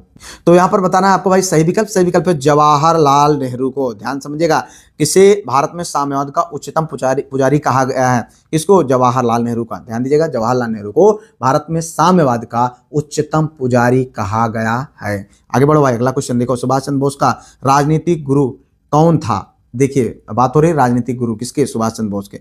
तो यहाँ पर जी.के. गोखले, C.R. दास, B.C. पाल और B.G. तिलक। तो देखिए यहाँ पर सही विकल्प है C.R. दास यानी चित्तरंजन दास। ठीक है, जिन देशबंधु के उपनाम से प्रसिद्ध चित्तरंजन दास को सुभाष चंद्र बोस अपना राजनीतिक गुरु मानते थे। गोपाल कृष्ण गोखले को महात्मा गांधी जी अपना राजनीतिक गुरु मानते थे। तो इतना आपको जानना चाहिए। आगे बढ़िए, ये देखो यहाँ पर अगला क्वेश्चन है, मैं नहीं समझता कि कोई ब्रिटिश राज के प्रति वफादार रहते हुए भी भारत की सेवा ईमानदारी से हृदय व आत्मा के साथ कर सकता है। यह कथन अप्रैल 1921 में किसके द्वारा कहा गया? महात्मा गांधी के द्वारा, जवाहरलाल नेहरू के द्वारा, वल्लभ भाई पटेल, सुभाष चंद्र बोस के द्वारा। तो बताओ भाई सही विकल्प है आपका डी, सुभाष चंद्र बोस के द्वारा। ध्यान दीजिएगा, इसे अप्रैल 1921 ईस्वी में सुभाष चंद्र बोस ने स्टेट सेक्रेटरी को भारतीय प्रशासनिक सेवा से इस्तीफा देते हुए कहा, मैं नहीं समझता, उन्होंने कहा था कि मैं नहीं समझता कि कोई ब्रिटिश राज के प्रति वफादार रहते हुए भी भारत की सेवा ईमानदारी, हृदय व आत्मा के साथ कर सकता है। ठीक है, तो इस तरीके से भैया हम लोगों ने आज यहाँ पर 45 इंपॉर्टेंट क्वेश्चंस को देखा, प्रैक्टिस किया। उम्मीद करते हैं मज़ा आ रहा होगा और इसमें आपको बहुत ज़्यादा सीखने को मिल रहा होगा। व्हाट्सअप नंबर पर इस पर कांटेक्ट करिए और PDF ग्रुप जरूर ज्वाइन करिए। वीडियो को अगर अभी तक लाइक, शेयर, सब्सक्राइब, हाइप नहीं किए हैं तो कर लीजिएगा। मिलते हैं किसी और वीडियो में किसी और टॉपिक पर, तब तक के लिए जय Hind, Vande Mataram, best of luck.